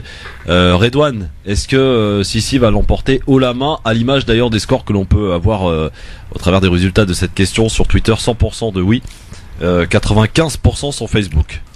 Le problème, c'est que pour utiliser le terme remporter, il faudrait déjà qu'il y ait une compétition. Quand on sait que le deuxième candidat là, qui s'appelle Moussa Mohamed Moussa, je crois, qui a été dépêché au dernier moment, sa photo de profil sur Facebook, c'est un portrait d'Abdel Fattah el-Sisi. Ah oui. Donc c'est un peu compliqué de porter la compétition avec un fanboy. Et ce que les auditeurs doivent savoir, c'est qu'en fait il y avait 5 candidats à la base supplémentaires. Ils ont tous été éjectés les uns après les autres, mais parmi ces 5 candidats, 4 étaient des militaires. Donc l'épuration qui a eu lieu au niveau de la procédure électorale, ça a été une petite guerre des chefs entre militaires. Donc aujourd'hui, l'opposition contre Al-Sisi sur le plan politique, elle se fait directement à l'intérieur. En fait, il n'y a plus d'opposition islamiste des frères musulmans, il n'y a plus d'opposition des révolutionnaires libéraux, il reste plus que l'armée. C'est sa dernière opposition. Youssef, est-ce que c'est joué d'avance cette élection? Oui, c'est clairement joué d'avance, comme l'a rappelé Redouane, exactement, il a fait un bon... Donc c'est des coups de coude, c'est par exemple une main sur le visage d'une femme enceinte sur le passage piéton hein, pour essayer de la faire renverser par terre. C'est ce qui a déclenché en fait les plaintes, parce que les mamans elles en pouvaient plus, elles étaient venues voir l'association pour dire qu'est-ce qu'on peut faire. Je leur ai dit il faut porter plainte. Tant qu'il n'y a pas de plainte, on pourra rien faire. Et ce qui les a décidés, c'est le jour où un vendredi, en passant sur un passage piéton, une maman et son enfant se sont dépêchés en entendant accélérer cette femme-là avec sa voiture, quoi. Ouais, elle a tenté de les renverser, quoi. Oui, voilà. Et elle porte un couteau dans son sac. Elle a déjà exhibé son couteau. Il y a une maman qui est d'origine hollandaise, qui porte le voile, qui a été agressée. Elle lui a mis le couteau sous la gorge derrière le commissariat de Cassagne. C'est une maman justement qui a porté plainte, qui nous a raconté ça. Et cette dame-là n'a pas voulu porter plainte parce qu'elle a peur. Et voilà. Donc là, il y a 7 plaintes actuellement. Ça fait des mois que ça dure. Dès le départ, on a informé, comme je suis parent d'élève dans l'école. J'ai mes 3 fils qui vont dans les écoles maternelles et primaires. J'ai informé la mairie. J'ai informé le préfet, le procureur, il n'y a pas de réaction. Et quand je vois hier qu'il y a un enfant qui se fait agresser, et ça c'est normal que le président réagisse contre les actes antisémites, mais quand c'est des actes islamophobes, la République n'est pas là. Et ça crée justement peut-être le sentiment qu'on n'est pas des citoyens comme les autres. Oui, on peut difficilement vous donner tort, Monsieur Rigui, parce que effectivement, quand on entend votre affaire et que ça fait plusieurs mois que ça dure, durant 2 jours, il compte mettre l'accent sur le développement économique du pays. Nous y reviendrons. Le Haut Commissariat de l'ONU aux droits de l'homme a révélé mercredi qu'il examinait les activités de 206 entreprises dans les colonies israéliennes considérées comme illégales au regard du droit international. On parlera aussi de la SDJ du Figaro qui a tenu à se désolidariser d'un sondage paru sur le Figaro.fr et demandant, écoutez bien, aux lecteurs s'ils étaient favorables à l'enseignement de l'arabe en option au sein des écoles publiques. Il y a de quoi faire rigoler. Et j'ai envie de dire, lol. Invité de ce grand forum à 17h tout à l'heure, maître Hassan Boukhalifa, avocat au barreau de Paris, de Marseille et de Nîmes. On parlera de Tariq Ramadan qui, vous le savez, est en garde à vue hier dans une enquête pour viol depuis hier matin. Sa garde à vue a été prolongée ce matin. Que risque-t-il? C'est la question que nous lui poserons à cet avocat pénaliste tout à l'heure à 17h. La question LGF présidentielle en Égypte. Il ne reste plus que 2 candidats en lice pour le scrutin prévu le 26 mars. Cette élection est-elle jouée d'avance en faveur du dictateur Sisi? Selon vous, vous répondez sur Facebook ainsi que sur Twitter, Facebook France Maghreb 2, Twitter LGF officiel et bien sûr Libertad tout à l'heure en fin d'émission. 16h26, merci d'être avec nous, c'est le LGF, votre émission jusque 18h. Avec aujourd'hui Youssef Brakni et Redouane Moumine qui sont avec nous aujourd'hui jusque 18h. Messieurs, avant de parler de la question du jour, on va aller à Perpignan parce qu'il se passe des choses étranges du côté de Perpignan et nous sommes avec monsieur Abdelaziz Rigui du CRI du côté de Perpignan. Bonsoir monsieur. Bonsoir. Alors j'ai eu écho effectivement de cette affaire, notamment par le biais de nos confrères de France Bleu Roussillon qui en ont parlé. Ce sont ces femmes qui portent le foulard, donc qui sont agressées régulièrement devant des écoles. Oui, voilà, en fait depuis le mois de septembre, mais aussi pendant les vacances, une retraitée se permet de bousculer, de donner des coups de coude aux femmes portant le voile, le hijab, devant leurs enfants.